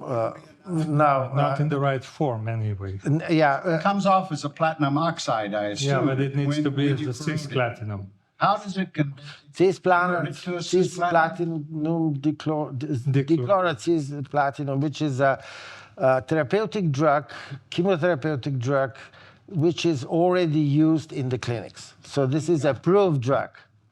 So we have taken the drugs that are approved for the oncology treatment, and electroporation is on the top of that only as a drug delivery system.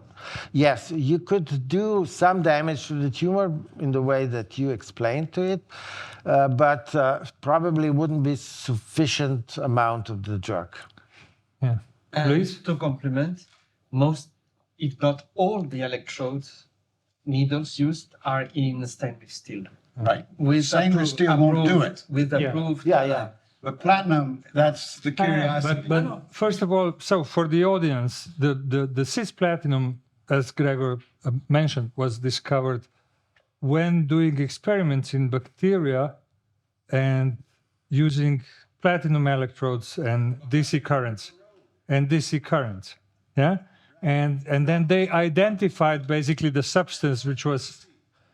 You need AC because you need to oxidize it and then reduce it again. Okay. That's where you start releasing the platinum. Oxidize it and then reduce it. Maybe I forgot. I'm getting old. But thank you. So, yeah.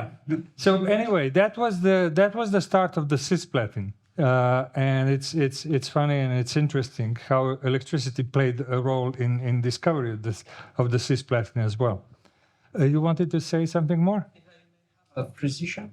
In the study with about 1,000 patients, the results is after one single session or after more? One session only. One session. So this is also the beauty. It's only one session and it can be repeated, but only with one session. So And I it's think one it's- single treatment. So it's one injection, one pulse delivery. That's it. And then you wait and see And how the it's tumor been disappears. 15 or 20 centers throughout Europe. Yeah, that's. There is an INSPECT database or group. INSPECT means International Community for Practicing Electrochemotherapy. So all the centers that are part of it, they upload their clinical results to the database, and then once in a while, that data is, let's say, gathered and then evaluated. And this is the biggest study on all kinds of tumors, as you have seen. Okay. Thank you, Gregor, once again. Thank you. So I need to do, first of all, a thanks to all the speakers for sharing their results, their enthusiasm with us today, for coming here from as far as, Cleveland. Now, the second thing is this symposium and the events today have been financially supported by the Slovenian Society of Medical and Biological Engineering and by the University Rehabilitation Institute and by Dr. Jim Ryaby, a dear friend of mine and a dear friend of Lojze, who, of course, is even further from Cleveland, so he's from Arizona, and he just couldn't come here for this occasion. Now, we will stop here, and you have time to stretch your legs, to maybe walk around. At 6:30, we will have the unveiling of the monument, and after that, you are going to be cordially invited for a drink and some food. So this food that is outside, it's not for now. I've been specifically asked to instruct you to ignore the food. What if you are hungry? No, ignore the food. Go out, get more hungry, see the monument, then come in, have food. So thank you all for being here. Thank you, the speakers, once again. Thank you.